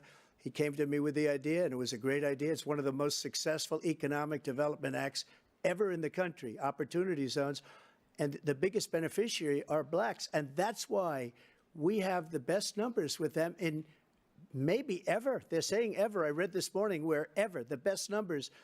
He's lost much of the black population because he's done a horrible job for black people. He's also done a horrible job for Hispanics. But wait till you see these millions of people pouring into our country, and they're going to take the jobs, and it's already started, and you haven't seen anything yet. It's a disaster. You've 38 seconds left. President Trump, will you take any action as president to slow the climate crisis? So I want absolutely immaculate clean water, and I want absolutely clean air, and we had it. We had H2O. We had the best numbers ever, and we were using all forms of energy, all forms, everything. And yet, during my 4 years, I had the best environmental numbers ever. And my top environmental people gave me that statistic just before I walked on the stage, actually. I don't know where the hell he's been. The idea that anything he said is true. I've passed the most extensive climate change legislation in history. We find ourselves, and by the way, black colleges, I came up with $15 billion for HBCUs, historic black universities and colleges, because they don't have the kind of contributors that they have to build these laboratories and the like. Any black student is capable in college of doing any white student can do. They just don't have the money, but now they'll be able to get those jobs in high tech. We're in a situation where the idea that he is claiming to have done something that had the cleanest water, he hadn't done a damn thing for the environment. He pulled out of the Paris Climate Accord. I immediately joined it because if we reach 1.5 degrees Celsius at any one point, there's no way back. The only existential threat to humanity is climate change, and he didn't do a damn thing about it. He wants to undo all that I've done. The Paris Accord was going to cost us $1 trillion, and China nothing, and Russia nothing, and India nothing. It was a ripoff of the United States. And I ended it because I didn't want to waste that money because they treat us horribly. We were the only ones. It was costing us money. Nobody else was paying into it. And it was a disaster. But everything that he said just now, I'll give you an example. I heard him say before insulin. I'm the one that got the insulin down for the seniors. I took care of the seniors. What he's doing is destroying all of our medical programs because the migrants coming in, they want everybody. And look, I have the biggest heart on the stage. I guarantee you that. And I want to take care of people. But we're destroying our country. They're taking over our schools, our hospitals, and they're going to be taking over Social Security. He is destroying Social Security, Medicare, and Medicaid. The idea is that we, in fact, we were the only ones of consequence who were not members of the Paris Accord. How can we do anything? We're not able to, the United States can't get its under control. One of the largest polluters in the world, #1. We're making significant progress. By 2035, we will have cut pollution in half. We have made significant progress. and we're continuing to make progress. We set up a climate corps for thousands of young people will learn how to deal with climate, just like the Peace Corps. And we're moving in directions that are going to significantly change the elements of cause of pollution. But the idea that he claims that he has the biggest heart up here and he's really concerned about pollution and about climate, I've not seen any indication of that. And by the way, with regard to prescription drugs, one company agreed that they would reduce the price to $35, which I was calling for, one, voluntarily. I made sure every company in the world, every pharmaceutical company, cannot have to pay. Thank you. And by the way, So every day, millions of Americans struggle just to make ends meet. For many older Americans, Social Security provides a critical lifeline. President Biden, if nothing is done to Social Security, seniors will see their benefits cut in just over 10 years. Will you name tonight one specific step that you're willing to take to keep Social Security solvent? yes, make the very wealthy begin to pay their fair share. Right now, everybody making under $170,000 pays 6% of their income, of their paycheck, every single time they get a paycheck from the time of the first one they get when they're 18 years old. The idea that they're going to, I'm proposing that everybody, they pay, the millionaires pay 1%.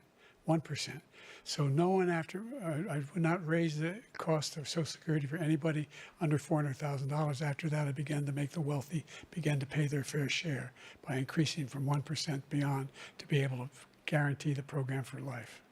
So you still have 82 seconds left. Are there any other measures that you think that would be able to help keep Social Security solvent, or is that one enough? Well, no, that one enough will keep it solvent, but the biggest thing I'll do if we defeat this man, because he wants to get rid of Social Security. He thinks there's plenty to cut in Social Security. He's wanting to cut Social Security and Medicare, both times. And and if you look at the program put forward by the House Republican caucus that I believe supports, is in fact want to cut it as well. The idea that we don't need to protect our seniors is ridiculous. And by the way, the American public has greater health care coverage today than ever before. And on the ACA, as I said, you're in a circumstance where 400,000 people, 40 million people would not have insurance because they have a pre-existing condition.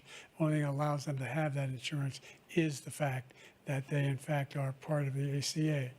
And by the way, the other thing is, we're in a situation where I talk about education for black communities. I've raised the amount of money for Pell Grants by $15,000 toward the tuition.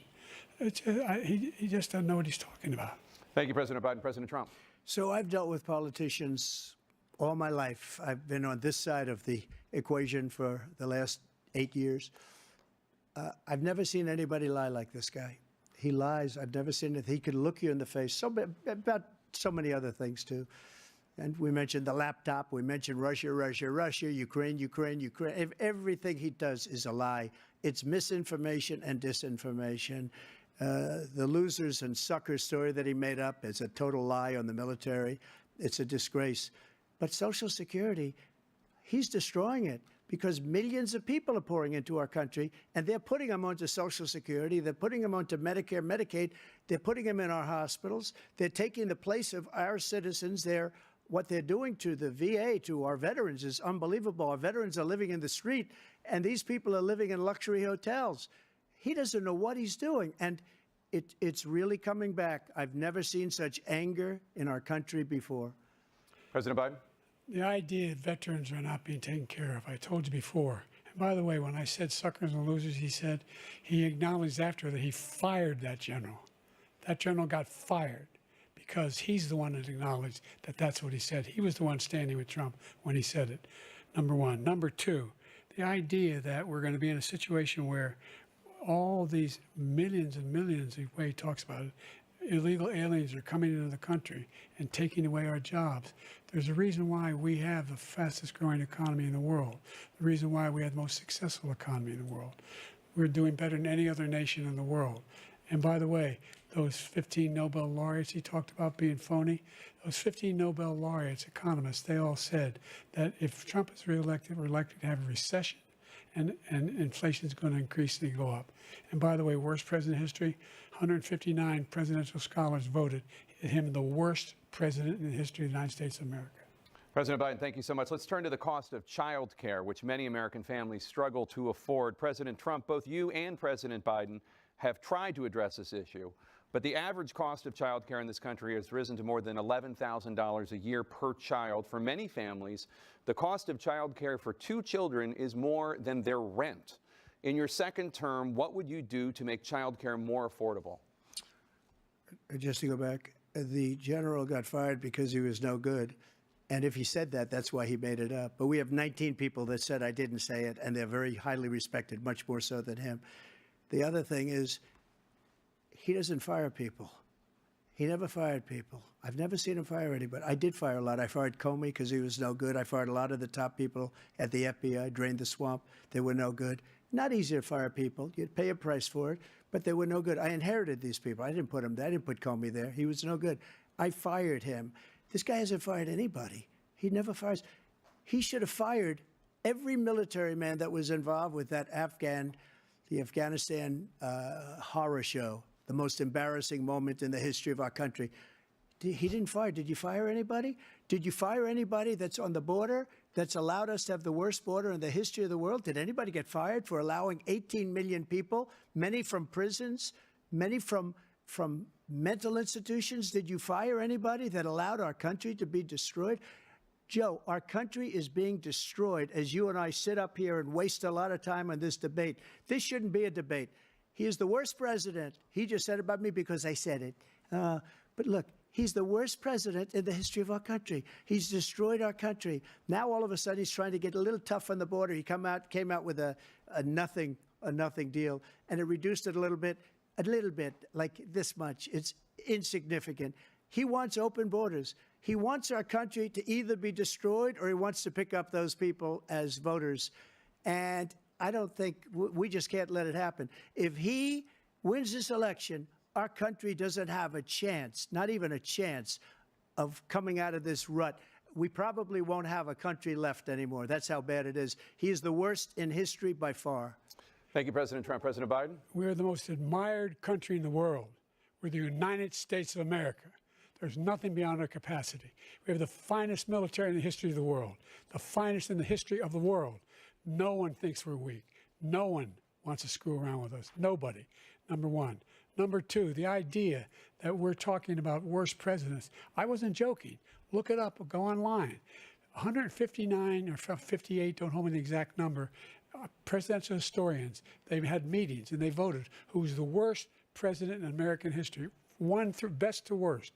They said he was the worst in all of American history. That's a fact. That's not conjecture. He can argue they're wrong, but that's what they voted. The idea that he is doing anything to deal with child care, he did virtually nothing to child care. We should significantly increase the child care tax credit. We should significantly increase the availability of women and men or single parents to be able to go back to work. And we should encourage businesses to have. Thank you, President Biden. Facilities. President Trump, the question was about what would you do to make child care more affordable, if you want to take your minute. Just so you understand, we have polling, we have other things that they rate him the worst because what he's done is so bad. And they rate me, I'll show you, I will show you. And they rate me one of the best, okay? And if I'm given another 4 years, I will be the best. I think I'll be the best. Nobody's ever created an economy like us. Nobody ever cut taxes like us. He's the only one I know. He wants to raise your taxes by 4 times. He wants to raise everybody's taxes by 4 times. He wants the Trump tax cuts to expire. So everybody, including the 2 of you, are going to pay 4 to 5 times. Nobody ever heard of this before. All my life, I'd grow up and I'd see politicians talking about cutting taxes. When we cut taxes, as I said, we did more business. Apple and all these companies, they were bringing money back into our country. The worst president in history by far, and everybody knows it. President Biden? Look, the fact of the matter is that he's dead wrong about, he's increased the tariff, he will increase taxes on middle-class people. I said I'd never raise a tax on anybody making less than $400,000. I didn't. But this tariff is 10% tariffs. Everything coming into the country, you know what the economists say? That's going to cost the average American $2,500 a year more, because they're going to have to pay the difference in food and all the things that were imported. Number two, he's in a situation where he talks about how he has not raised, he's somehow helped the middle class. The middle class have been devastated by you. Now you want a new tax cut of $5 trillion over the next 10 years, which is going to fundamentally bankrupt the country. You had the largest deficit of any president in American history, number one. Number two, you have not, in fact, made any contact, any progress with China. We are the lowest trade deficit with China since 2010. Thank you, President Biden. You lost Thank you, President Biden. Let's discuss an epidemic impacting millions of Americans that both of you have made a top priority in your first term, the opioid crisis. And for both of you, the number of overdose deaths in this country has gone up. Under your term, it went up. Under your term, it has gone up. Former President Trump, despite the efforts that both of you have made, more than 100,000 Americans are dying from overdoses every year, primarily from fentanyl and other opioids. What will you do to help Americans right now in the throes of addiction who are struggling to get the treatment they need? To finish up, we now have the largest deficit in the history of our country under this guy. We have the largest deficit with China. He gets paid by China. He's a Manchurian candidate. He gets money from China. So I think he's afraid to deal with them or something. But do you notice he never took out my tariffs, because we bring in so much money with the tariffs that I imposed on China. He never took them away. He can't, because it's too much money. It's tremendous. And we saved our steel industries, and there was more to come, but he hasn't done that. But he hasn't cut the tariffs because he can't, because it's too much money. But he's got the largest deficit in the history of our country, and he's got the worst situation with China. China's going to own us if you keep allowing them to do what they're doing to us as a country. They are killing us as a country, Joe, and you can't let that happen. You're destroying our country. So, President Trump, you have 67 seconds left. The question was, what are you going to do to help Americans in the throes of addiction right now who are struggling to get the treatment they need? Jake, we were doing very well at addiction until the COVID came along. We had the 2.5, almost 3 years of like nobody's ever had before, any country, in every way. And then we had to get tough. And it was the drugs pouring across the border it started to increase. We got great equipment. We bought the certain dog that's the most incredible thing that you've ever seen, the way they can spot it. We did a lot. And we were getting very low numbers, very, very low numbers. Then he came along. The numbers, have you seen the numbers now? It's not only the 18 million people that I believe is even low, because the gotaways, they don't even talk about gotaways. But the numbers of the amount of drugs and human trafficking in women coming across our border, the worst thing I've ever seen, at numbers that nobody's ever seen under him, because the border's so bad. But the number of drugs coming across our border now is the largest we've ever had by far. President Trump, thank you. President Biden? Fentanyl and the byproducts of fentanyl went down for a while. And I wanted to make sure we use the machinery that can detect fentanyl, these big machines that roll over everything that comes across the border. And it costs a lot of money. That was part of this deal we put together, this bipartisan deal. More fentanyl machines, more be able to detect drugs, more numbers of agents, more numbers of all the people at the border. And when we had that deal done, he called his Republican colleagues, said, don't do it. It's going to hurt me politically. No, he never argued it's not a good bill. It's a really good bill. We need those machines. We need those machines. And we're coming down very hard in every country in Asia in terms of precursors for fentanyl. And Mexico is working with us to make sure they don't have the technology to be able to put it together. That's what we have to do. We need those machines. Thank you, President Biden. President Trump, and again, the question is about Americans in the throes of addiction right now struggling to get the treatment they need. Well, because this does pertain to it. He ended Remain in Mexico. He ended catch and release. I made it catch and release in Mexico, not catch and release here. We had so many things that we had done, hard negotiations with Mexico, and I got it all for nothing. It's just like when you have a hostage. We always pay $6 billion for a hostage. Every time we say there's a hostage. Now we have a hostage, a Wall Street Journal reporter. I think, a good guy. And he's over there because Putin is laughing at this guy, probably asking for billions of dollars for the reporter. I will have him out very quickly as soon as I take office. Before I take office, I said by literally as soon as I win the election, I will have that reporter out. He should have had him out a long time ago. But Putin's probably asking for billions and billions of dollars because this guy pays it every time. We had 2 cases where he paid $6 billion for 5 people. I got 58 people out, and I paid essentially nothing. Thank you, President Trump. Dana? Let's turn to concerns that voters have about each of you. President Biden, you would be 86 at the end of your 2nd term. How do you address concerns about your capability to handle the toughest job in the world well into your 80s?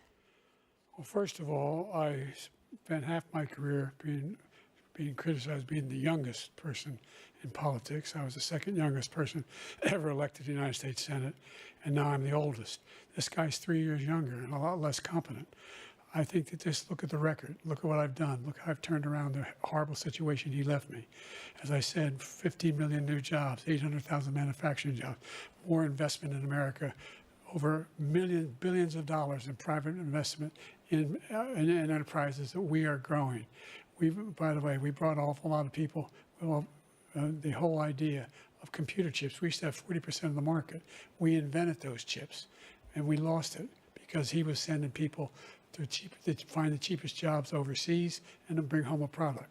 So I went to South Korea. I convinced Samsung to invest billions of dollars here in the United States. And guess what? Those fabs, they call to build these chips, those fabs pay over $100,000. You don't need a college degree for them. And there's billions, about $40 billion already being invested and being built right now in the United States, creating significant jobs for Americans from all over the world. President Biden, you have 40 seconds left. Would you like to add anything? Yeah, I would. The idea that somehow we are this failing country. I never heard a president talk like this before. We're the envy of the world. Name me a single major country president who wouldn't trade places with the United States of America for all our problems and all our opportunities. We're the most progressive country in the world in getting things done. We're the strongest country in the world.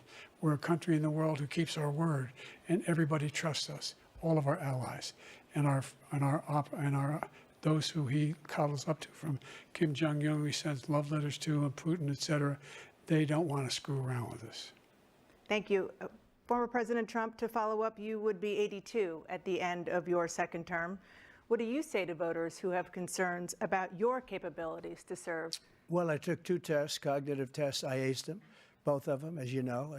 We made it public. He took none. I'd like to see him take one, just one, a real easy one. Like go through the first 5 questions. He couldn't do it. But I took 2 cognitive tests. I took physical exams every year. And, you know, we knock on wood wherever we may have wood, that I'm in very good health. I just won 2 club championships, not even senior, 2 regular club championships. To do that, you have to be quite smart, and you have to be able to hit the ball a long way, and I do it. He doesn't do it. He can't hit a ball 50 yards. He challenged me to a golf match. He can't hit a ball 50 yards. I think I'm in very good shape. I feel that I'm as in good a shape as I was 25, 30 years ago. Actually, I'm probably a little bit lighter, but I'm in as good a shape as I was years ago. I feel very good. I feel the same. But I was willing to take a cognitive test. And you know what? If I didn't do well, I aced them. And one of them said they've never seen anybody ace them. Thank you. President Biden? You can see he is 6'5" and only 223 pounds, or 235 pounds. Well, you said 6'4", 200. Well, anyway, that's it. Anyway, just take a look at what he says he is, and take a look at what he is. Look, I'd be happy to have a driving contest with him. The reason I got my handicap, which when I was vice president, down to a 6. But by the way, I told you before, I'm happy to play golf with you if you carry your own bag. Think you can do it? That's the biggest lie that he's a 6 handicap of all. I was an 8 handicap. Yeah. 8. Never. But I have, you know how many? I've seen you swing. I know you swing. Okay, let's not act like children. President Trump, we're going to turn Let's not act like children.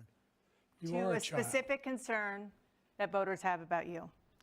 Will you pledge tonight that once all legal challenges have been exhausted, that you will accept the results of this election, regardless of who wins, and you will say right now that political violence in any form is unacceptable? Well, I shouldn't have to say that, but of course I believe that. It's totally unacceptable.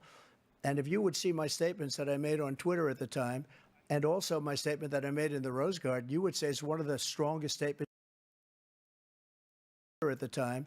And also my statement that I made in the Rose Garden, you would say it's one of the strongest statements you've ever seen. In addition to the speech I made in front of, I believe, the largest crowd I've ever spoken to. And I will tell you, nobody ever talks about that. They talk about a relatively small number of people that went to the Capitol and in many cases were ushered in by the police. And as Nancy Pelosi said, it was her responsibility, not mine. She said that loud and clear.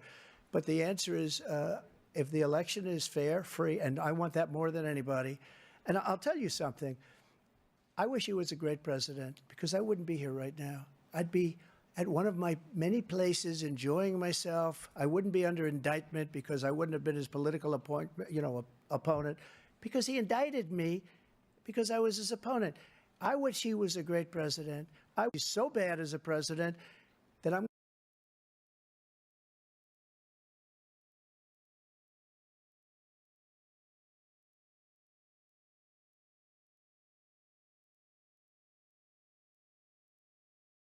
he's so bad as a president that I'm going to make America great again. We're going to make America great again. We're a failing nation right now. We're a seriously failing nation. And we're a failing nation because of him. His policies are so bad. His military policies are insane. They're insane. These are wars that will never end with him.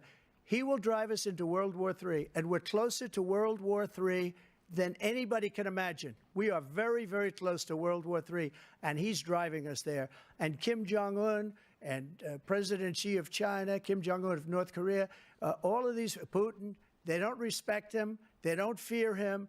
They have nothing going with this gentleman, and he's going to drive us into World War III. You want a World War III, let him follow and win, and let Putin say, do what you want, NATO. Just do what you want. There's a thing called Article 5. An attack on one is an attack on all, and required response.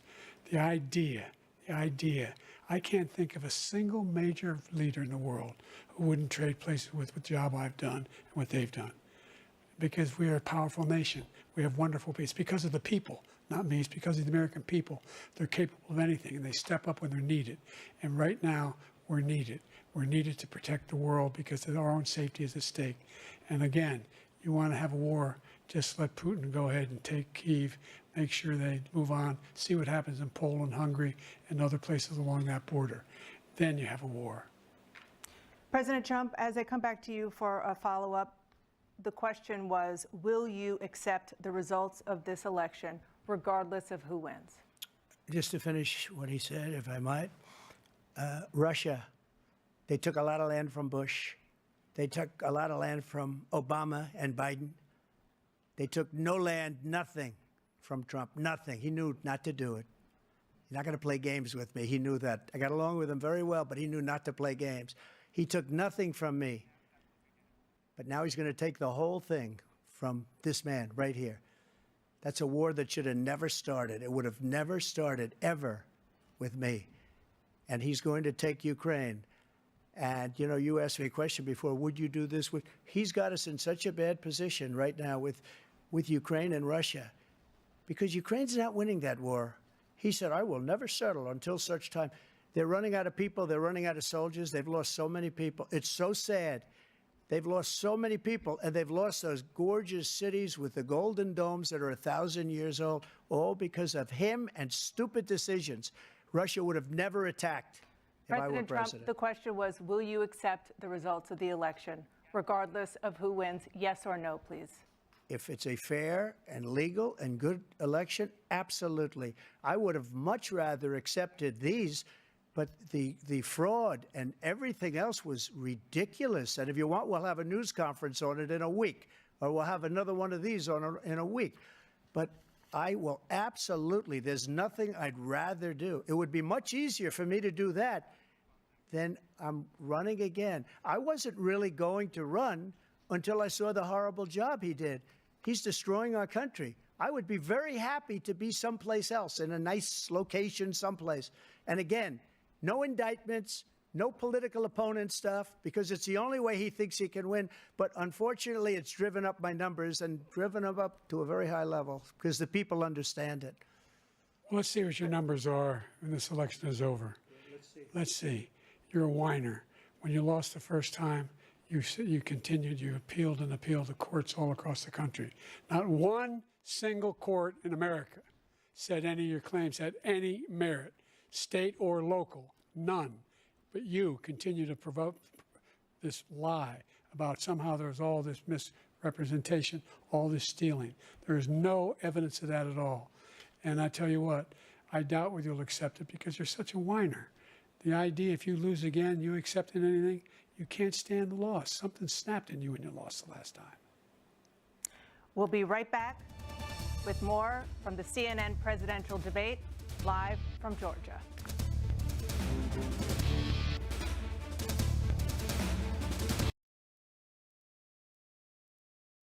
That was fucking brilliant, not gonna lie. You can't get over the facts, but like, it's really hard for me to struggle to like literally listen to this fucking Trump talk. Like, it's so painful. He's so weird. It's like, Joe Biden, fucking old, yes. But he's mental.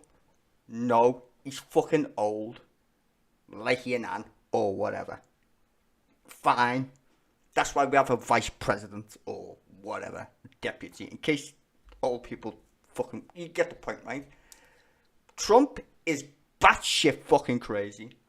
Every single fucking question he's been asked by CNN is either had the word fucking migrants in it, which is fucking mental, or, I mean, it's even more mental when your country was founded on the idea of fucking migrants in the first place anyway, which is fucking batshit. How do you fucking think you got there, is the point. Anywho, second of all, every other question, he goes from like 1,000% if it's him, which is great, and if it's not nothing to do with him, it's a fucking disaster.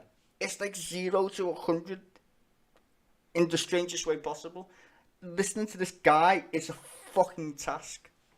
It's so, like, my brain's literally melting when I have to listen to him. I'm just like, I can't fucking cope. And then Joe Biden speaks and I want to fall asleep. I'm going from 100 to 0 when I fucking have to listen to after each other. It's a bit mad. Fucking hell. I need a smoke. But so far, I'm enjoying it. I definitely think Joe Biden's winning, though. Trump just sounds fucking crazy. Like, he sounds weird. And that whole, we have H2O, like, what the fuck was that about? Like, we have H2O, it's like, what? Yeah, it's fucking strange as fuck. Anyway, I'm gonna make a cuppa and shut up because I need another cuppa. Fucking hell. Enjoy C-SPAN's intervening, whatever the fuck it is. He wants to make America great again. Well, he could start by actually making things in America again. We will make America great again. If you entrust me with the presidency, I will draw on the best of us, not the worst. This towering American spirit has prevailed over every challenge. Watch C-SPAN's Campaign 2024 live coverage of the Republican National Convention starting July 15th and the Democratic National Convention beginning August 19th. C-SPAN, your unfiltered view of the conventions, powered by cable.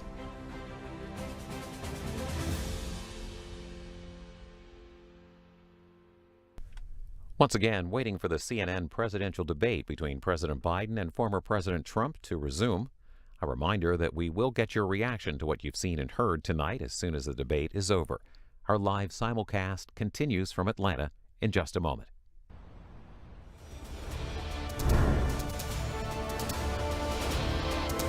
It is now time for the candidates to deliver their closing statements as predetermined by a coin toss. We're going to begin with you, President Biden. You have 2 minutes. We've made significant progress from the debacle that was left by President Trump in his last term. We find ourselves in a situation where, number one, we have to make sure that we have a fair tax system. I ask anyone out there in the audience or anyone out watching this debate, do you think the tax system is fair? The fact is that I said nobody even making under $400,000 had a single penny increase in their taxes, and will not. And if I'm reelected, that'll be the case. Number one, he's increased inflation because of the debacle he left after the way he handled the pandemic. And he finds himself in a position where he now wants to tax you more by putting a 10% tariff on everything that comes into the United States of America. What I did, when, for example, he wants to get rid of the ability of Medicare for the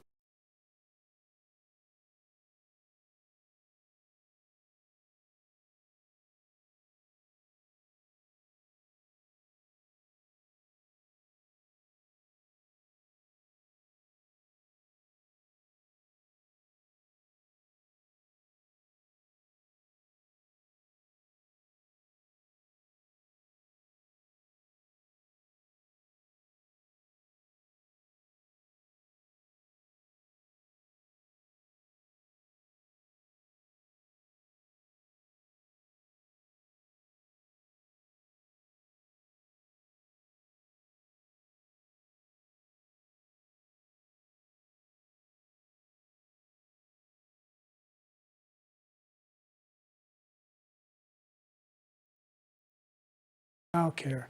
We're going to significantly increase the credit people have for child care. I'm going to make sure we do something about what we're doing on lead pipes and all the things that are causing health problems for people across the country. We're going to continue to fight to bring down inflation and give people a break. Thank you, President Biden. President Trump, you now have 2 minutes for your closing statement. Like so many politicians, this man is just a complainer. He said, we want to do this, we want to do that, we want to get rid of this tax, that tax. But he doesn't do anything.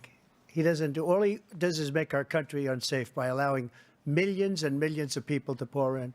Our military doesn't respect him. We look like fools in Afghanistan.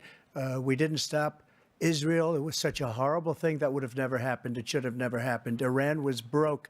Anybody that did business with Iran, including China, they couldn't do business with the United States. They all passed. Iran was broke. They had no money for Hamas or Hezbollah, for terror, no money whatsoever. Again, Ukraine should have never happened.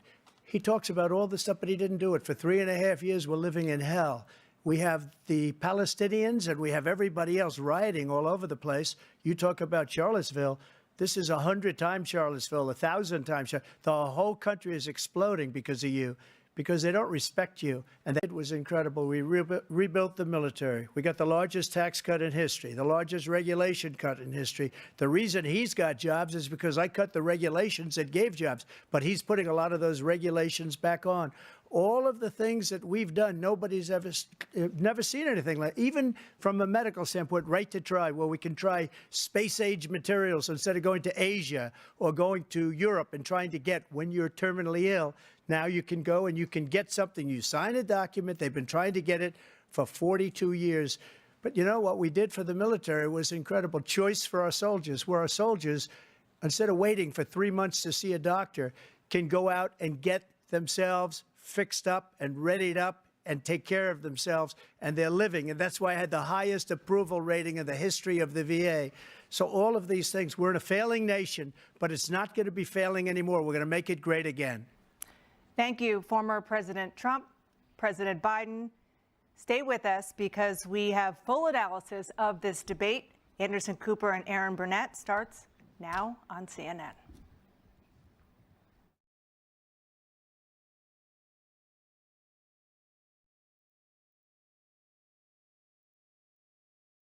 Wait, so that was it? Oh, I forgot there's no audience, so no one fucking clapped or anything. It's just fucking silent. It's weird, isn't it? That was the weirdest ending ever. That's fucking strange. Well, there you go, folks.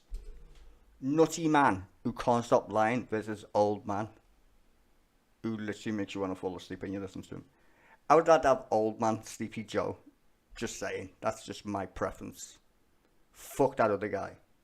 He's batshit crazy. Like, listening to him just fucking blows my mind.